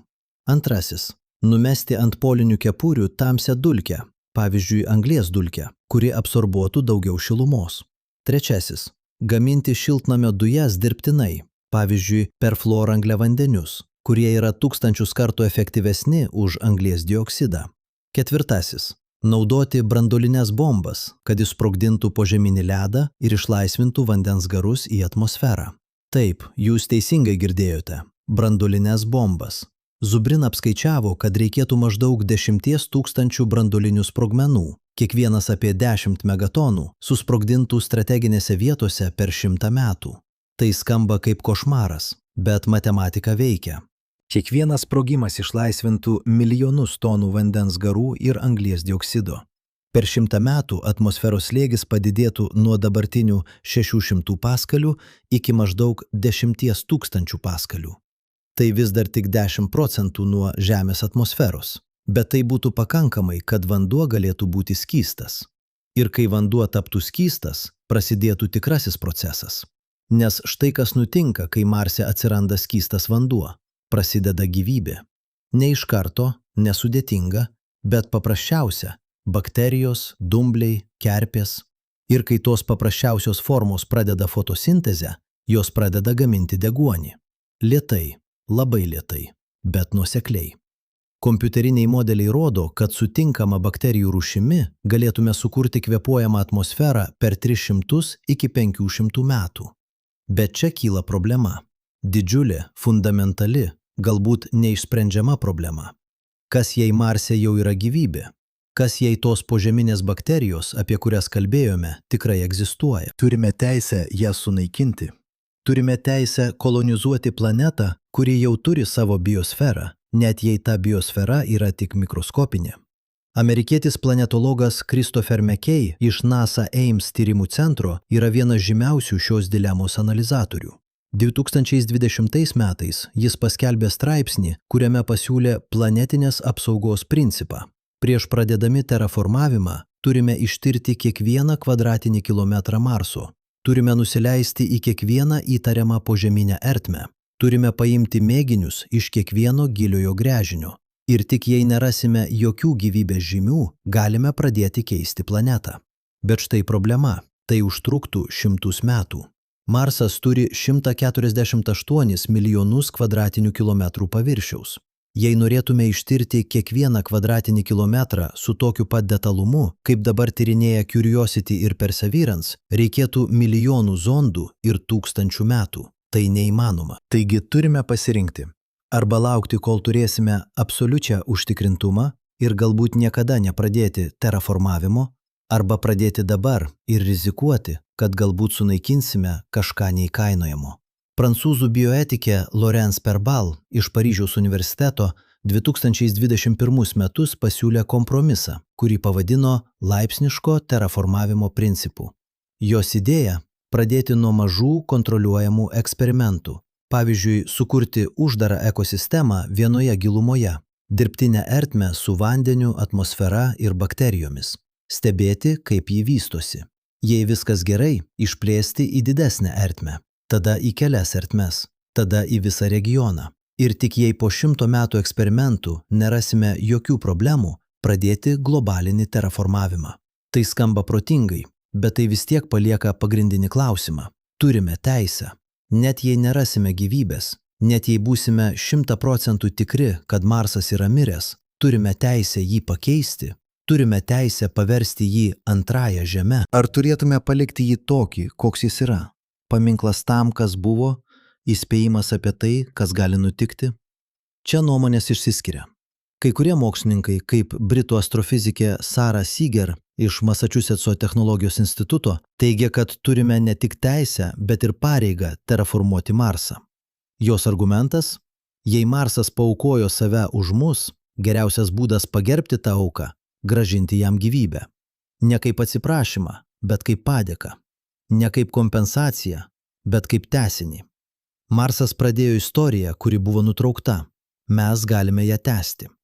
Bet kiti, kaip Vokietijos filosofas Klaus Bosselmann iš Oklando universiteto, teigia priešingai. Marsas turi teisę likti tuo, kas jis yra. Jis turi savo istoriją, savo tapatybę, savo vertę, net jei jis yra miręs. Pakeisti jį į Žemės kopiją būtų tas pats, kas sunaikinti istorinį paminklą, kad pastatytum naują pastatą. Tai būtų kultūrinis vandalizmas kosminėje skalėje. Ir tada yra trečioji pozicija, kurią siūlo Japonijos planetologas Takashi Ito iš Tokijo universiteto. Jo idėja – terraformuoti Marsą, bet ne kaip Žemės kopiją. Sukurti unikalią ekosistemą, kuri gerbia Marso istoriją. Pavyzdžiui, palikti kai kuriuos regionus nepaliestus, saugomas zonas, kur niekas negali gyventi, kur niekas negali keisti. Sukurti miestus, kurie yra integruoti į kraštovaizdį, ne prieš jį. Auginti augalus, kurie yra pritaikyti Marso sąlygoms, ne Žemės. Sukurti civilizaciją, kuri yra marsiška, ne žemiška.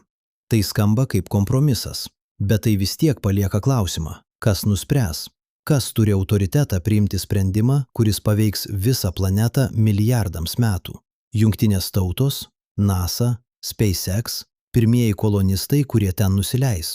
Ar galbūt turėtume surengti globalinį referendumą, paklausti kiekvieno žmogaus Žemėje, ar jie pritaria Marso terraformavimui. Amerikos teisininkas Franz von der Dunk iš Nebraskos universiteto 2023 metais paskelbė analizę apie tarptautinę kosmoso teisę ir Marso statusą.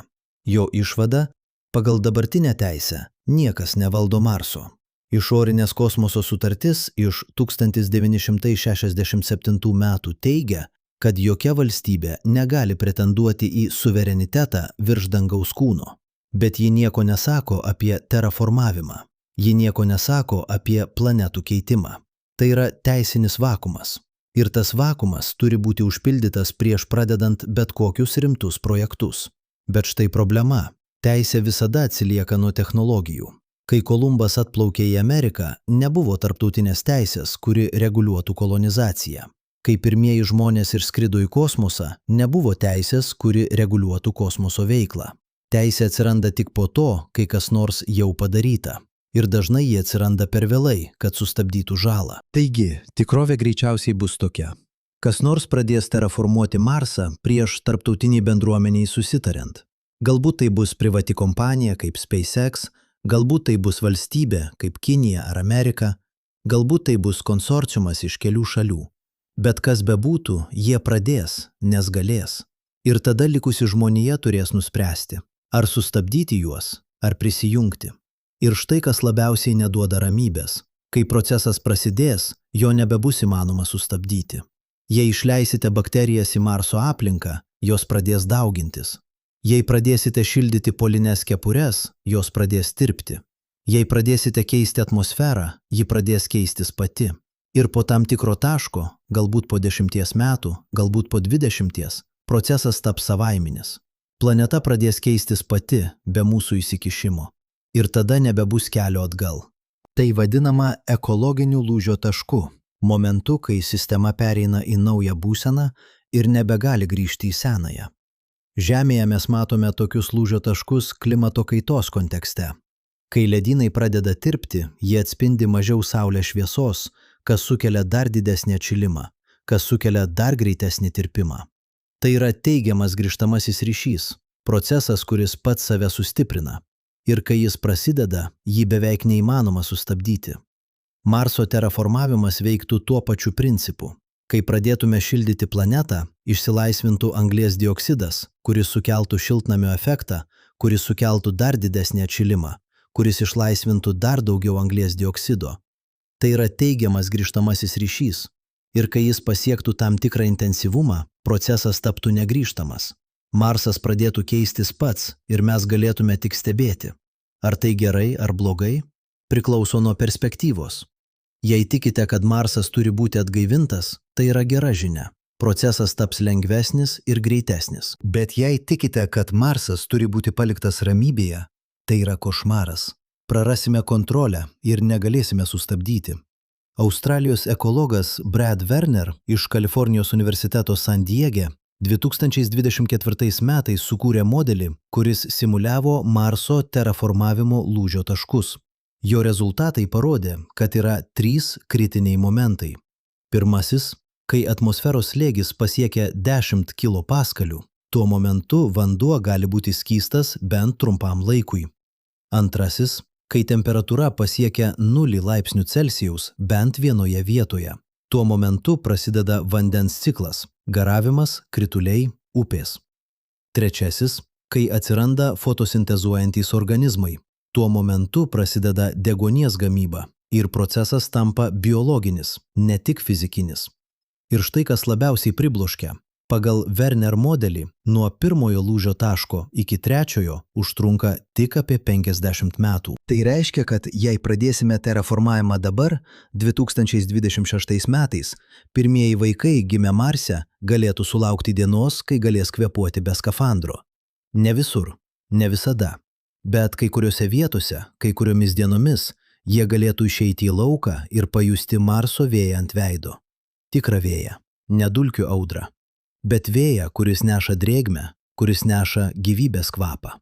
Ar tai verta?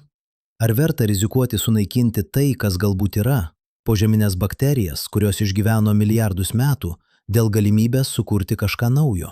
Ar verta pakeisti visą planetą, kuri turi savo istoriją, savo tapatybę, savo vertę, dėl mūsų poreikių? Atsakymas priklauso nuo to, kaip vertiname gyvybę. Jei manome, kad gyvybė, bet kokia gyvybė, net paprasčiausia, yra šventesnė už bet kokius žmogaus poreikius, tada atsakymas yra ne. Turime palikti Marsą ramybėje. Turime gerbti tai, kas ten galbūt yra, net jei to niekada nepamatysime. Bet jei manome, kad gyvybė yra vertinga tik tiek, kiek ji gali tapti sudėtinga, protinga, sąmoninga, tada atsakymas yra taip. Turime terraformuoti Marsą. Turime sukurti naują biosferą, kuri gali evoliucionuoti į kažką didingo. Bet galbūt yra ir trečias kelias. Galbūt vietoj to, kad rinktumės tarp dviejų kraštutinumų, turėtume ieškoti balanso. Galbūt galime terraformuoti Marsą, bet lėtai, atsargiai, su pagarba tam, kas ten galbūt yra. Galbūt galime sukurti hibridinę ekosistemą, dalį žemišką, dalį marsišką. Galbūt galime leisti abiem biosferoms egzistuoti greta, mokytis viena iš kitos, evoliucionuoti kartu. Tai skamba utopiškai. Bet galbūt utopija yra vienintelis realistiškas tikslas, kai kalbame apie planetų mastą. Nes jei nesvajosite apie tobulą pasaulį, niekada nesukursite net gero pasaulio. Jei nesitaikote į žvaigždes, niekada nepakilsite nuo Žemės. Ir štai kodėl Marso klausimas yra svarbesnis nei tik Marsas. Tai yra klausimas apie tai, kokie mes norime būti kaip rūšis. Ar norime būti užkariautojai, kurie ima tai, ko nori, neatsižvelgdami į pasekmes? Ar norime būti globėjai, kurie saugo tai, kas yra, net jei tai reiškia atsisakyti to, ką galėtume turėti? Ar norime būti kažkas tarp, pragmatiški idealistai, kurie bando rasti kelią tarp poreikių ir vertybių? Atsakymas į šį klausimą nulems ne tik Marso ateitį, bet ir mūsų pačių. Nes jei nesuprasime, kaip elgtis su kita planeta, niekada nesuprasime, kaip elgtis su savo pačių. Jei nesuprasime, kokią kainą sumokėjo Marsas už mūsų egzistavimą, niekada nesuprasime, kokią kainą turime mokėti už savo ateitį. Ir galbūt tai yra tikroji Marso pamoka. Ne tai, kad planetos gali mirti, ne tai, kad viena planeta gali išgelbėti kitą, bet tai, kad kiekvienas pasirinkimas turi kainą, kiekviena nauda turi auką, kiekvienas laimėjimas turi pralaimėjimą. Ir vienintelis būdas gyventi etiškai – pripažinti tas kainas, gerbti tas aukas ir bandyti sumažinti tuos pralaimėjimus. Marsas sumokėjo kainą už mus, dabar mūsų eilė nuspręsti, kaip mes sumokėsime už jį. Įsivaizduokite, kad stovite ant Marso paviršiaus 2075 metais, 50 metų po pirmojo žmogaus nusileidimo. Virš galvos dangus vis dar rožinis, bet jau ne toks plonas kaip anksčiau. Atmosferos slėgis pakilo nuo 600 iki 3000 paskalių. Vis dar per mažai kvėpuoti, bet pakankamai, kad jaustumėte vėją ant skafandro. Tikrą vėją, ne tik dulkių judėjimą. Ir štai kas labiausiai pribloškia. Už kelių kilometrų matote kažką, ko niekas nematė 4 milijardus metų. Mažą, sekų, bet tikrą ežerą. Vandenį, kuris nešala naktį. Vandenį, kuriame jau plaukioja pirmosios žemės bakterijos, specialiai atgabentos ir išleistos. Ir jūs žinote, kad stebite ne tik mokslinį eksperimentą. Jūs stebite atgimimą arba nusikaltimą. Priklausomai nuo to, ką rasime po žeme. Nes štai tiesa, kurią niekas nenori garsiai pasakyti. Mes jau pradėjome keisti Marsą, net nežinodami, ar ten yra gyvybė. Kiekvienas zondas, kurį nusiuntėme, nešė žemės bakterijas. Netyčia, mes sterilizuojame įrangą kiek įmanoma, bet neįmanoma pasiekti 100% sterilizacijos. Visada lieka kelios bakterijos, kurios išgyvena radiacijos dozę, kurios išgyvena vakumą, kurios laukia savo šansų. Ir kai tas zondas nusileidžia Marse, tos bakterijos gauna šansą. Dauguma miršta iš karto, bet kai kurios, ypač tos, kurios patenka į apsaugotas vietas, į šešėlius, į plyšius, gali išgyventi. Ir jei jos randa nors lašą drėgmės, jos gali pradėti daugintis. Amerikos mikrobiologė Kasturi Venkateswaran iš NASA Jet Propulsion Laboratory 2023 metais paskelbė tyrimą, kuris analizavo bakterijas rastas ant Perseverance zondo jau po nusileidimo Marse. Jos komanda rado 7 skirtingas bakterijų rūšis, kurios išgyveno kelionę ir bent trumpą laiką gyveno Marso paviršiuje. Viena iš jų – Deinococcus radiodurans, bakterija, kuri gali išgyventi radiaciją 1000 kartų stipresnė nei žmogus, buvo rasta gyva net po 6 mėnesių. Tai reiškia, kad mes jau užkrėtėme Marsą.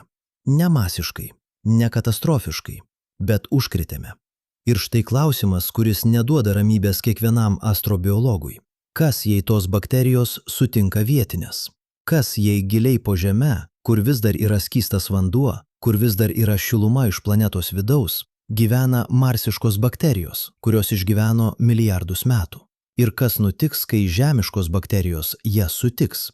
Ar jos konkuruos? Ar jos kooperuosis? Ar vienos sunaikins kitas?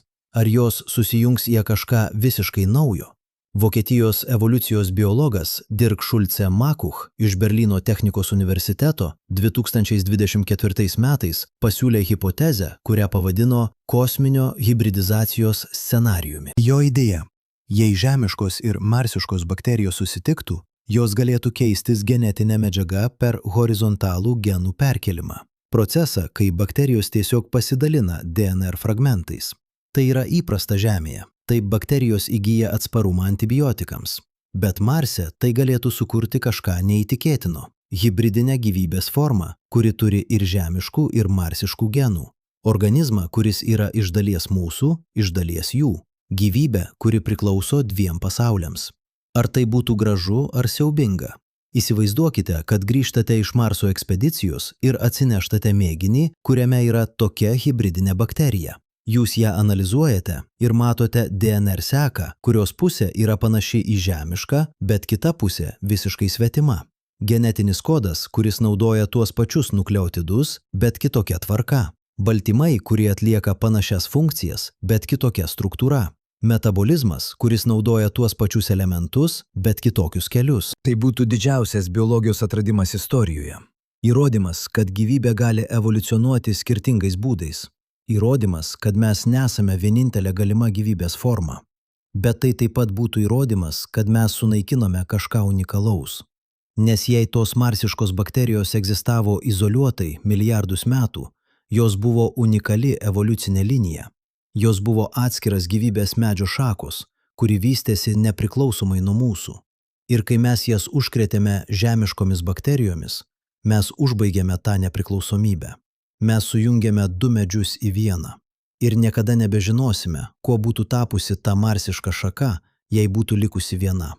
Britų filosofė Helen Stewart iš Leedso universiteto 2025 metais paskelbė esė, kuriame analizavo šią dilemą. Jos argumentas – mes jau praradome moralinę nekaltybę. Jau per vėlų klausti, ar turime teisę keisti Marsą. Mes jau jį keičiame. Klausimas dabar yra ne ar, bet kaip. Kaip keisime jį atsakingai? Kaip minimizuosime žalą? Kaip užtikrinsime, kad jei ten yra gyvybė, ji turės šansą išlikti? Ir štai jos pasiūlymas. Vietoj to, kad bandytume išvengti kontaminacijos, kas jau neįmanoma, turėtume ją valdyti. Sukurti biologinės rezervacijas. Regionus Marse, kur žemiškos bakterijos yra draudžiamos. Vietas, kur tik marsiška gyvybė, jei ji egzistuoja, gali gyventi. Ir tada lygiagrečiai sukurti hibridinės zonas. Vietas, kur abi gyvybės formos gali susidurti, konkuruoti, kooperuotis. Ir stebėti, kas nutinka. Mokytis iš proceso. Leisti evoliucijai spręsti, kas išgyvens. Tai skamba kaip kompromisas, bet tai vis tiek reiškia, kad priimame sprendimą už visą planetą.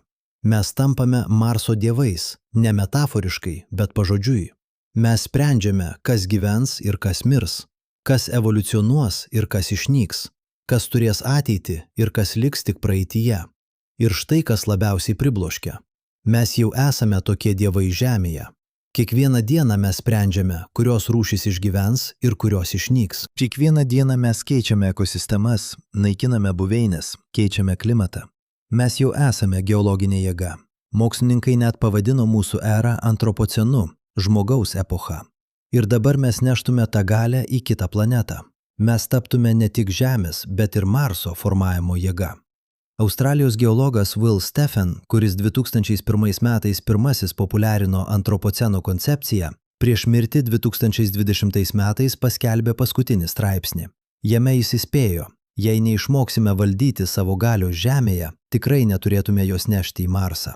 Jei negalime išsaugoti savo pačių planetos ekosistemų, kaip galime tikėtis atsakingai valdyti kitos planetos ekosistemas? Jei negalime sustabdyti klimato kaitos čia, kaip galime tikėtis kontroliuoti klimato kaitą ten? Tai yra nepatogus klausimas, nes atsakymas yra negalime, bent jau dar ne. Mes vis dar mokomės, kaip būti planetiniais globėjais. Mes vis dar darome klaidas. Mes vis dar naikiname daugiau nei kuriame. Ir galbūt tai reiškia, kad dar per anksti eiti į Marsą. Galbūt turėtume pirmiausiai išspręsti savo problemas čia ir tik tada bandyti spręsti problemas ten. Bet štai problema – laikas bėga. Žemė keičiasi, klimatas šyla, rūšys nyksta, ištekliai senka ir kuo ilgiau laukiame, tuo mažiau turime galimybių. Jei lauksite, kol būsite tobuli, niekada nepradėsite. Jei lauksite, kol žinosite viską, niekada nesužinosite nieko.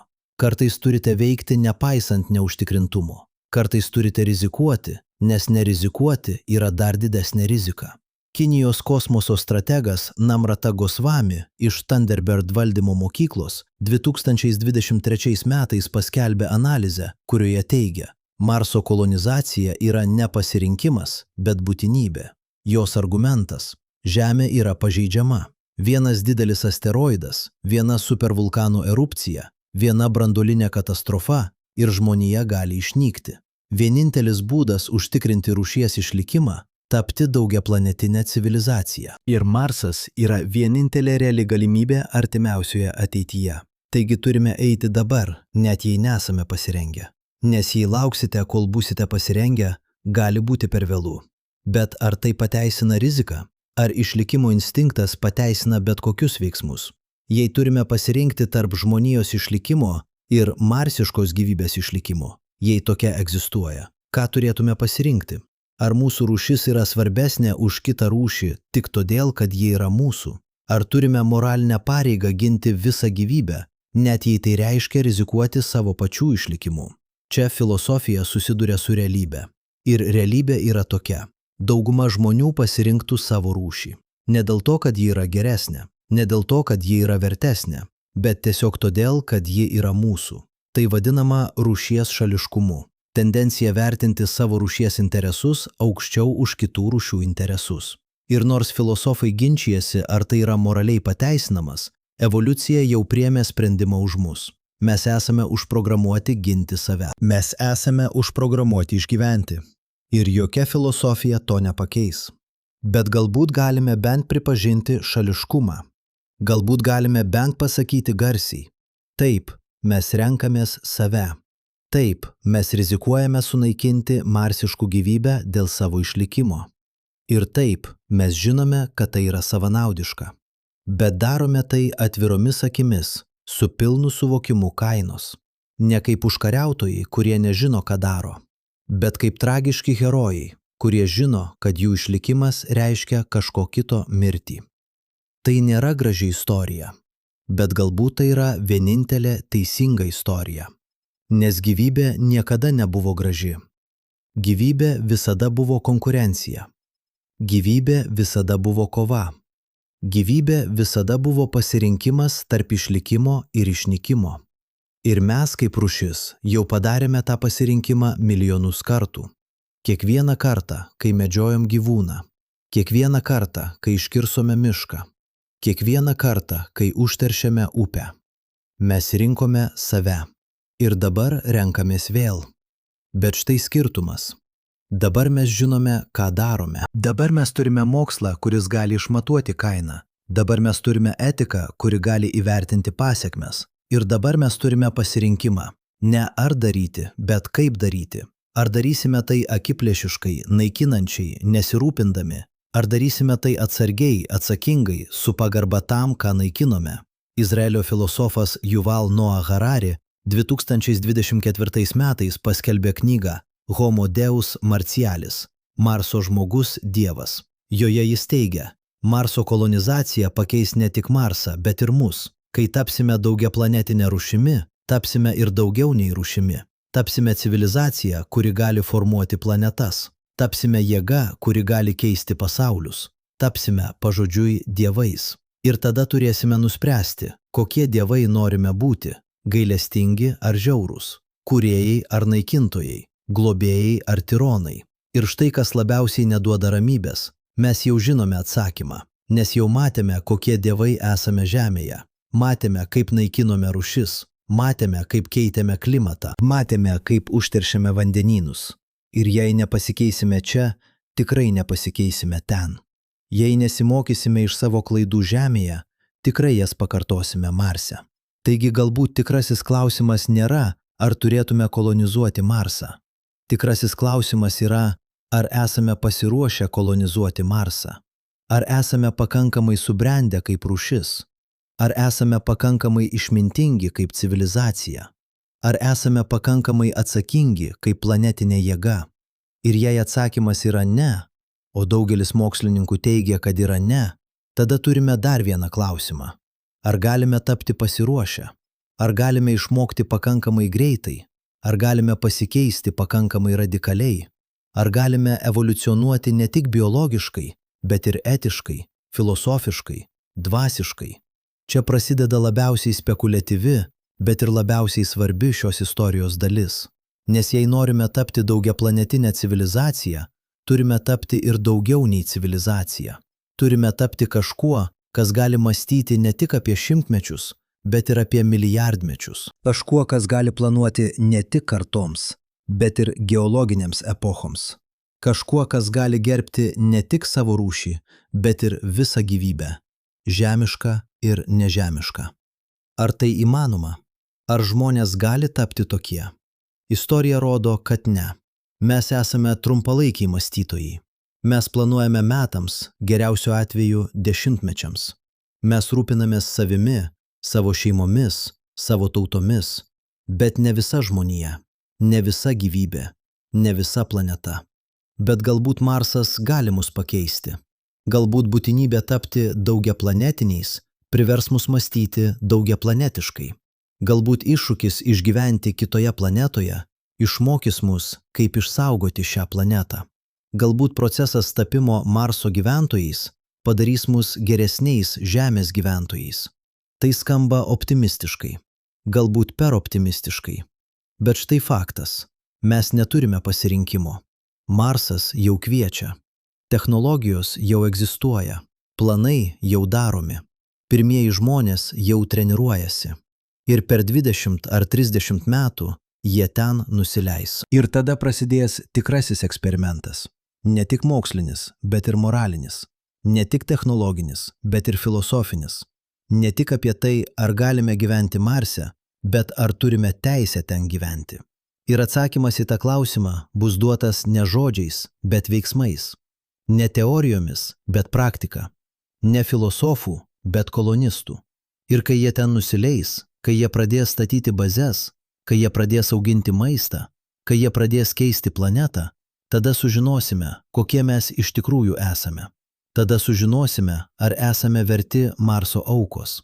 Tada sužinosime, ar galime būti ne tik išgyventojai, bet ir globėjai. Nes štai tiesa, kurią turime pripažinti. Marsas išgelbėjo mus vieną kartą. Prieš 4 milijardus metų, kai priėmė smūgius, kurie turėjo mus sunaikinti. Ir dabar mes turime galimybę atsilyginti. Negrąžinant jam tai, ką prarado, tai neįmanoma. Bet gerbiant tai, kas jis yra. Mokantis iš to, kas jam nutiko. Ir užtikrinant, kad jo auka nebuvo veltui. Tai reiškia ne tik kolonizuoti Marsą. Tai reiškia suprasti Marsą. Tai reiškia ištirti kiekvieną jo paslaptį. Tai reiškia rasti atsakymus į klausimus, kuriuos užduodame jau dešimtmečius. Ar ten buvo gyvybė? Ar ten vis dar yra gyvybė? Kaip jie atsirado? Kaip jie išnyko? Ir svarbiausia, ką jie gali mums pamokyti apie mūsų pačių gyvybę, mūsų pačių planetą, mūsų pačių ateitį. Šie klausimai nėra tik akademiniai, jie yra egzistenciniai. Nes jei Marse buvo gyvybė ir ji išnyko, tai reiškia, kad gyvybė yra trapesnė nei manėme. Tai reiškia, kad net planeta su visais tinkamais ingredientais gali tapti negyvena. Tai reiškia, kad mes, Žemėje, nesame saugus tik todėl, kad turime vandenį ir atmosferą. Tai reiškia, kad turime būti budrus, turime būti atsargus, turime būti atsakingi. Ir jei Marse vis dar yra gyvybė, net jei tai tik bakterijos giliai po žeme, tai reiškia, kad gyvybė yra atspari. Tai reiškia, kad net po katastrofos, net po milijardų metų, gyvybė randa būdą išlikti. Tai reiškia, kad yra viltis. Net kai viskas atrodo prarasta, net kai planeta atrodo mirusi, gyvybė gali laukti, gali slėptis, gali išgyventi. Ir galbūt tai yra svarbiausia Marso pamoka. Ne tai, kad planetos miršta, bet tai, kad gyvybė nepasiduoda. Net kai viskas prieš ją, net kai sąlygos tampa neįmanomos, net kai atrodo, kad nėra jokios vilties, gyvybė randa būdą. Gyvybė prisitaiko, gyvybė išlieka.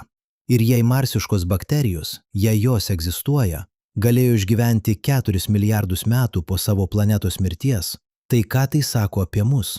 Ką tai sako apie mūsų galimybes? Ką tai sako apie mūsų ateitį? Galbūt tai sako, kad nesame tokie trapūs, kaip manome. Galbūt tai sako, kad galime išgyventi daugiau nei tikimės. Galbūt tai sako, kad net jei Žemė taptų negyvena, o tikėkimės, kad ne, žmonija galėtų išgyventi. Metas, kad ne, žmonija galėtų rasti būdą išlikti. Marse, Mėnulyje, asteroiduose, kur nors. Bet tai taip pat sako, kad neturėtume to išbandyti. Neturėtume leisti Žemei tapti antrąją Marsu.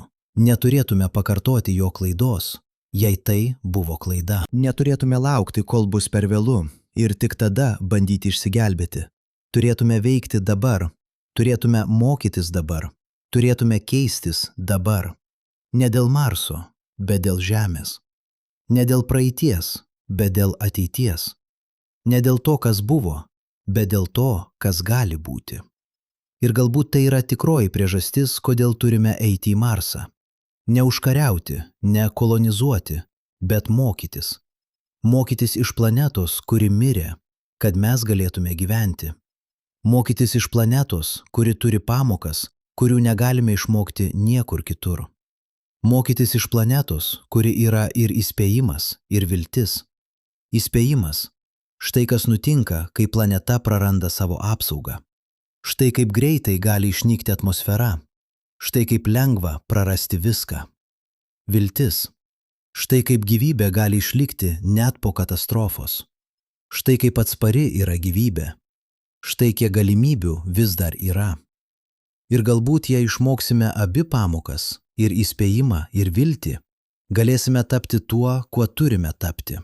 Ne tik išgyventojais, ne tik kolonistais, bet globėjais. 2 planetų globėjais. 2 pasaulių globėjais. 2 istorijų, vienos, kuri gyvena, ir kitos, kuri mirė, saugotojais. Tai yra mūsų skola Marsui.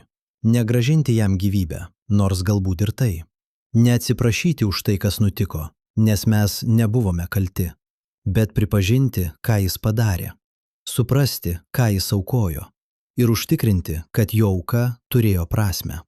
Nes jei Marsas mirė veltui, jei mes, žmonija, išnyksime neišmokę nieko, tada jo mirtis buvo tik tragedija.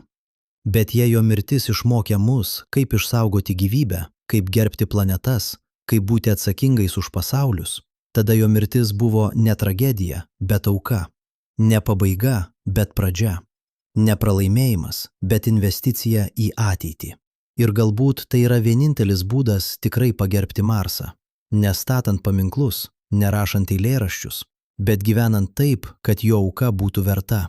Gyvenant taip, kad jo mirtis turėtų prasme. Gyvenant taip, kad kai kita civilizacija, galbūt po milijardo metų, galbūt iš kitos žvaigždės, atras mūsų planetas, jie pamatys ne dvi mirusias planetas, bet vieną gyvą ir vieną, kuri buvo atgaivinta. Ne dvi tragedijas, bet vieną istoriją apie auką ir atpildą. Tai yra mūsų tikslas. Tai yra mūsų misija. Tai yra mūsų skola raudonai planetai, kuri kadaise buvo mėlyna, kuri kadaise buvo gyva, kuri kadaise turėjo viską ir viską prarado, kad mes galėtume viską turėti. Ir dabar, kai žinome šią tiesą, negalime jos ignoruoti. Negalime apsimesti, kad nieko nežinome. Negalime tęsti gyvenimo, tarsi Marsas būtų tik raudona dėmė danguje. Nes jis yra daugiau. Jis yra mūsų gynėjas. Jis yra mūsų mokytojas. Jis yra mūsų įspėjimas. Jis yra mūsų viltis. Jis yra planeta, kuri galėjo išgelbėti Žemę ir išgelbėjo, bet kaina buvo ji pati. Ir dabar mes turime nuspręsti, ar ta kaina bus galutinė, ar tik laikina. Ar Marsas liks miręs amžinai, ar mes rasime būdą jį atgaivinti. Ar jo istorija baigsis mirtimi, ar tęsis atgimimu? Atsakymas priklauso nuo mūsų. Ir laikas nuspręsti jau atėjo. Sustokite, atsisėskite ir pagalvokite apie tai, ką tik išgirdote. 4 milijardų metų istorija. Planeta, kuri mirė, kad jūs galėtumėte gyventi. Civilizacija, galbūt, kuri išnyko, kad jūsų civilizacija galėtų atsirasti. Moralinė skola, kuri neturi precedento. Ir dabar, kai visa ši informacija guli prieš jūs kaip milžiniškas mozaikos paveikslas, turiu pasakyti kažką, kas gali viską pakeisti. Mes nežinome, ar bent pusė šios istorijos yra tiesa. Tai nėra atsiprašymas. Tai yra svarbiausias faktas. Nes mokslas nėra apie tai, ką žinome. Mokslas yra apie tai, ką pripažįstame nežinantis. Ir apie Marsą, apie jo praeitį, apie jo gyvybę, apie jo ryšį su Žeme, mes nežinome beveik nieko tikro. Mes turime hipotezes, mes turime modelius, mes turime duomenis, kurie rodo tam tikrą kryptį, bet mes neturime įrodymų. Dar ne. Įsivaizduokite, kad esate detektyvas, kuris tyria nusikaltimą įvykusi prieš 4 milijardus metų. Nusikaltimo scena buvo sunaikinta milijardus kartų – asteroidų smūgių, dulkių audrų, temperatūros svyravimų.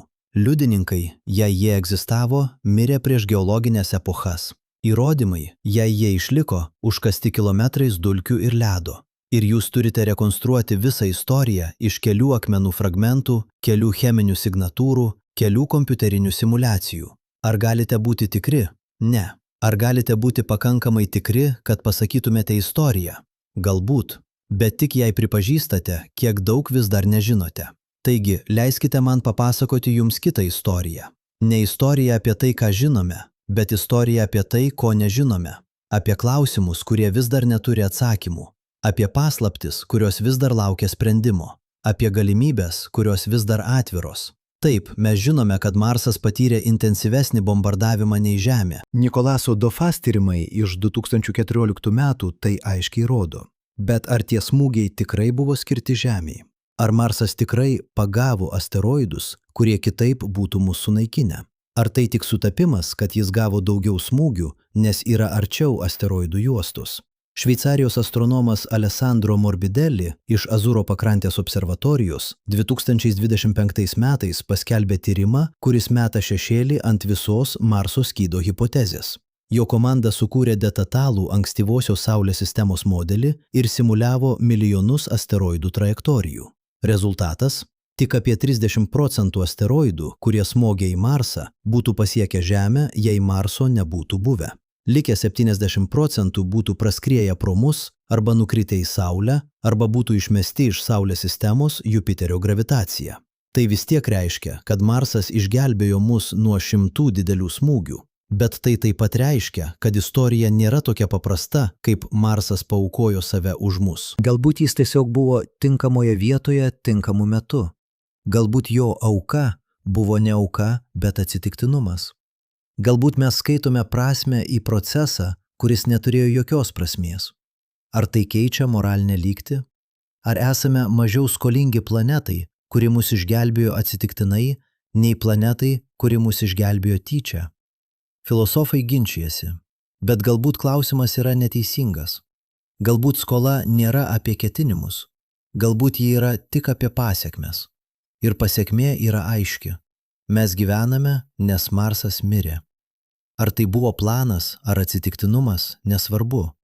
Tai yra didžiausias klausimas. Ir atsakymas yra, mes nežinome. Mes radome organinės molekulės. Mes radome cheminę signatūrą, kuri Žemėje visada reiškia gyvybę. Mes radome uolienų struktūras, kurios atrodo kaip fosilijos. Bet mes neradome DNR. Mes neradome baltymų. Mes neradome nieko, kas būtų neginčiamas įrodymas. Amerikos astrobiologė Natalie Cabrol iš SETI instituto 2024 metais paskelbė straipsnį, kuriame analizavo visus turimus duomenis apie galimą Marso gyvybę. Jos išvada – tikimybė, kad Marse buvo bent primityvi gyvybė, yra apie 75%. Bet tikimybė, kad ta gyvybė vis dar egzistuoja dabar, yra tik apie 20%. Ir tikimybė, kad mes ją rasime per artimiausius 20 metų, yra tik apie 10%. Kodėl taip maža? Nes Marsas yra didžiulis. Nes gyvybė, jei ji egzistuoja, greičiausiai yra giliai po žeme, kur mūsų zondai negali pasiekti. Nes net jei ją rastume, gali būti sunku ją atpažinti. Kas jei marsiška gyvybė naudoja ne DNR, bet kitokią genetinę sistemą?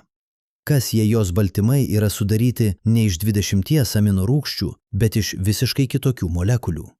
Kas jei ji yra tokia svetima, kad net neatrodytų kaip gyvybė? Vokietijos biochemikas Peter Walde iš Ciuricho technologijos instituto 2023 metais pasiūlė hipotezę, kurią pavadino alternatyvios biochemijos scenarijumi. Jo idėja – gyvybė Žemėje naudoja vandenį kaip tirpiklį, anglį kaip pagrindinį elementą, DNR kaip informacijos saugyklą.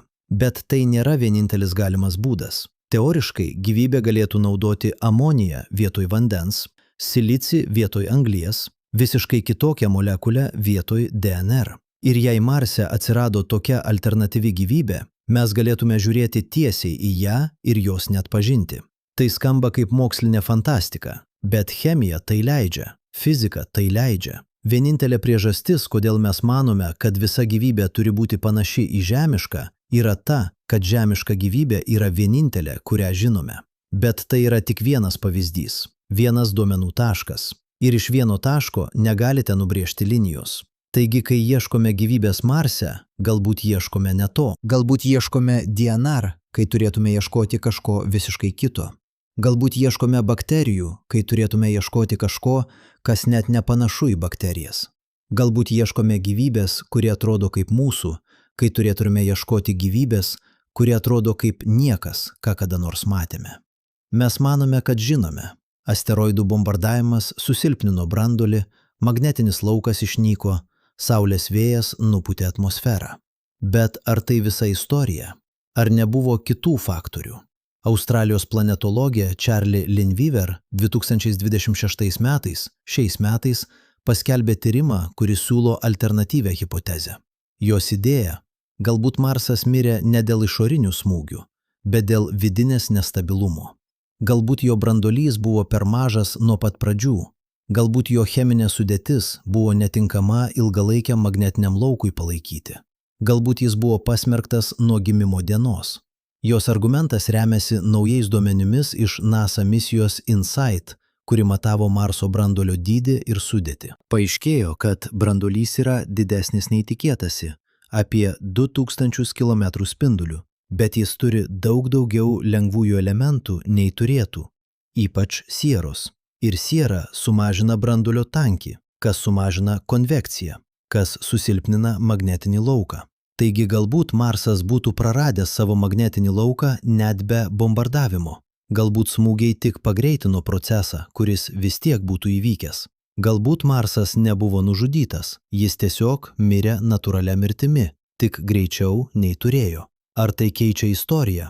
Ar Marsas vis tiek yra auka, jei jis būtų miręs ir be mūsų? Galbūt ne. Galbūt tada jis yra tik tragiška istorija apie planetą, kuri gimė su genetinė yda. Planeta, kuri niekada neturėjo šanso. Bet net jei tai tiesa, tai vis tiek nereiškia, kad nesame jam skolingi. Nes net jei jis būtų miręs ir be mūsų, faktas lieka. Jis mirė pirmiau. Jis mirė vietoj mūsų. Jis mirė, kad mes galėtume gyventi. Ir tai vis tiek yra auka, net jei netyčinė. Mes manome, kad taip. Mes manome, kad be Marso Žemė būtų patyrusi tiek daug smūgių, kad gyvybė niekada nebūtų atsiradusi. Bet ar tai tikra? Ar nėra galimybės, kad Žemė būtų išgyvenusi ir be Marso? Britų planetologas Kevin Zanle 2025 metais paskelbė tyrimą, kuris meta šešėlį ant šios hipotezės. Jo argumentas – Žemė yra daug didesnė nei Marsas. Ji turi daug stipresnį magnetinį lauką. Ji turi daug storesnę atmosferą. Taigi net jei ji būtų gavusi 10 kartų daugiau smūgių, ji vis tiek būtų išgyvenusi. Galbūt gyvybė būtų atsiradusi vėliau. Galbūt ji būtų buvusi sunaikinta kelis kartus ir turėjusi pradėti iš naujo. Bet galiausiai ji būtų atsiradusi.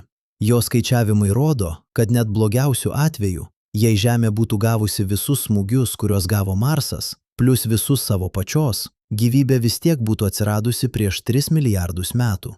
Tai yra 800 milijonų metų vėliau nei iš tikrųjų, bet vis tiek pakankamai anksti, kad evoliucija galėtų pasiekti sudėtingumą. Pakankamai anksti, kad mes vis tiek būtume čia. Taigi, galbūt Marsas mums nedavė gyvybės. Galbūt jis tik davė mums laiką. 800 milijonų metų papildomo laiko. Ir per tą laiką gyvybė galėjo tapti sudėtingesnė, įvairesnė, atspari. Galbūt be to laiko mes būtume atsiradę, bet būtume primityvesni. Galbūt vis dar būtume bakterijos. Galbūt vis dar būtume dumbliai. Galbūt niekada nebūtume tapę protingi. Arba galbūt būtume tapę dar protingesni. Kas žino? Galbūt tas papildomas bombardavimas būtų paspartinęs evoliuciją. Galbūt nuolatinė grėsmė būtų privertusi gyvybę adaptuotis greičiau. Galbūt mes būtume atsiradę anksčiau, ne vėliau. Matote problemą? Mes nežinome. Mes negalime žinoti, nes negalime paleisti eksperimento. Negalime sukurti antrosios Žemės be Marso ir pažiūrėti, kas nutiktų. Galime tik spėlioti. Galime tik modeliuoti. Galime tik tikėti, kad mūsų matematika yra teisinga. Tai yra svarbiausias klausimas. Ne mokslinis, bet filosofinis.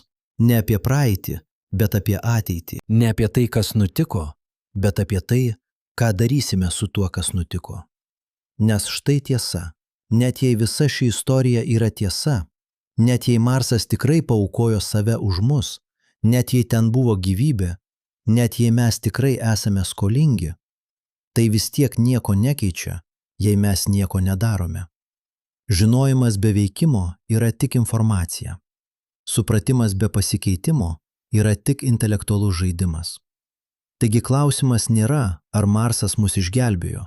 Klausimas yra, kaip mes atsakysime į tą išgelbėjimą. Ne žodžiais, ne teorijomis, bet veiksmais. Ir štai kas labiausiai pribloškia. Mes jau žinome atsakymą. Mes jau žinome, ką turime daryti. Turime ištirti Marsą. Turime rasti atsakymus. Turime sužinoti, ar ten buvo gyvybė. Turime sužinoti, ar ten vis dar yra gyvybė. Turime sužinoti, kas tiksliai nutiko. Ir tada, tik tada, turime nuspręsti, ką darysime toliau. Bet štai problema. Tai užtruks šimtmečius, galbūt tūkstantmečius. Ir per tą laiką mes turėsime priimti sprendimus su neišsame informacija. Turėsime rizikuoti, turėsime spėlioti, turėsime tikėtis, kad darome teisingus dalykus. Ir galbūt tai yra tikroji pamoka. Ne tai, kad turime visus atsakymus, bet tai, kad turime veikti, net neturėdami visų atsakymų. Turime priimti sprendimus, net esant neužtikrintumui. turime būti atsakingi net nežinodami visų pasekmių, nes tai yra būti suaugusiu, tai yra būti civilizacija, tai yra būti rūšimi, kuri gali formuoti planetas, nežinoti viską, bet veikti atsakingai su tuo, ką žinote, nebūti tobulam, bet stengtis būti geresniu. Prisimenate, kaip pradėjome? Prieš 4 milijardus 500 milijonų metų. Milžiniška asteroido banga. Planeta, kuri stovėjo kelyje. Planeta, kuri paėmė smūgius, kurie turėjo sunaikinti mus. Dabar grįžkime į tą akimirką. Bet šį kartą pažiūrėkime iš kitos perspektyvos. Ne iš Žemės, ne iš Marso, bet iš kosmoso. Iš vietos, kur nėra mūsų ir jų. Kur yra tik 2 planetos, 2 galimybės, 2 keliai, kurie išsišakojo tą dieną. Vienas kelias vedė į gyvybę, Kitas – į mirtį. Vienas kelias vedė į vandenynus, miškus, miestus, civilizaciją. Kitas – į dulkę, tylą, tuštumą. Ir priežastis, kodėl vienas kelias buvo pasirinktas, o kitas ne, nebuvo dėl nuopelnų, nebuvo dėl vertės, nebuvo dėl to, kad viena planeta buvo geresnė už kitą. Tai buvo tik dėl vietos, tik dėl laiko, tik dėl atsitiktinumo. Ir galbūt tai yra labiausiai nuolankiai daranti tiesa visoje šioje istorijoje. Ne tai, kad esame ypatingi, ne tai, kad buvome pasirinkti, bet tai, kad turėjome sėkmę. Neįtikėtiną, neįsivaizduojamą, neužtarnautą sėkmę. Mes gyvename ne todėl, kad esame geresni.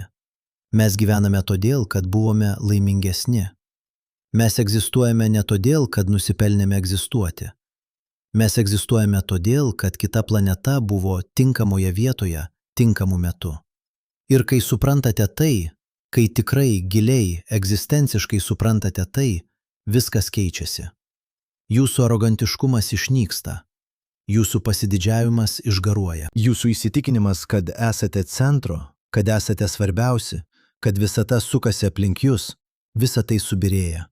Ir lieka tik nuolankumas, tik dėkingumas, tik suvokimas, kad kiekvienas kvėpavimas, kurį darote, yra dovana. Ne nuo Dievo, ne nuo likimo, bet nuo planetos, kuri mirė, kad jūs galėtumėte kvėpuoti. Bet leiskite man pasakyti jums dar vieną tiesą, didesnę tiesą, gilesnę tiesą. Mes nežinome, ar Marsas buvo vienintelis. Mes nežinome, ar tarp Marso ir Jupiterio, kur dabar yra tik asteroidų juosta, nebuvo kitos planetos. Planetos, kuri mirė dar anksčiau. Planetos, kuri priėmė smūgius už Marsą, kaip Marsas priėmė smūgius už mus. Planetos, kurios vardą niekada nesužinosime, nes ji buvo sunaikinta taip visiškai, kad neliko nieko, tik fragmentai. Mes nežinome, ar už Neptūno, tamsoje, kur mūsų teleskopai vos pasiekia, nėra dar vienos planetos. Planetos, kuri gravitaciškai stabilizuoja visą Saulės sistemą. Planetos, kuri nukreipia kometas šalin nuo mūsų. Planetos, kuri saugo mus net dabar, net šią akimirką, ir mes net nežinome jos vardo. Mes nežinome, kiek planetų paaukojo save, kad mes galėtume egzistuoti. Galbūt viena, galbūt 2, galbūt 5. Galbūt visa Saulės sistema yra milžiniškas apsaugos mechanizmas, kur kiekviena planeta atlieka savo vaidmenį. Ir mes, maža mėlyna planeta 3 orbitoje, esame tik laimingieji, kurie išgyveno. Ir jei tai tiesa, jei mes esame ne išimtis, bet taisyklė, tai ką tai sako apie visatą? Ką tai sako apie gyvybės atsiradimą? Ką tai sako apie tai, kiek kainuoja sąmonė? Galbūt kiekviena protinga civilizacija visatoje yra pastatyta ant kaulų. Galbūt kiekviena žvaigždė, kuri turi gyvybę, turi ir kapines. Planetas, kurios mirė, kad ta gyvybė galėtų atsirasti. Galbūt visata yra ne tik kūrybos vieta, bet ir aukos vieta. Vieta, kur už kiekvieną laimėjimą kažkas moka kainą. Ir galbūt tai yra tikroji kosmoso tiesa. Ne tai, kad gyvybė yra stebuklinga, bet tai, kad gyvybė yra brangi. Ne todėl, kad ji yra reta, nors galbūt yra, bet todėl, kad už ją visada kažkas moka. Visada kažkas aukojasi. Visada kažkas miršta, kad kažkas kitas galėtų gyventi. Ir dabar, kai žinote viską tai, kai žinote apie Marsą, kai žinote apie auką, kai žinote apie kainą, turiu jums paskutinį klausimą. Ne ką darysime su Marsu, ne ar turėtume jį terraformuoti, ne ar esame jam skolingi, bet šį. Ar žmonija su visais savo karais, su visa savo savanaudiškumu, su visa savo trumparegiškumu yra verta to, kad visa planeta mirė?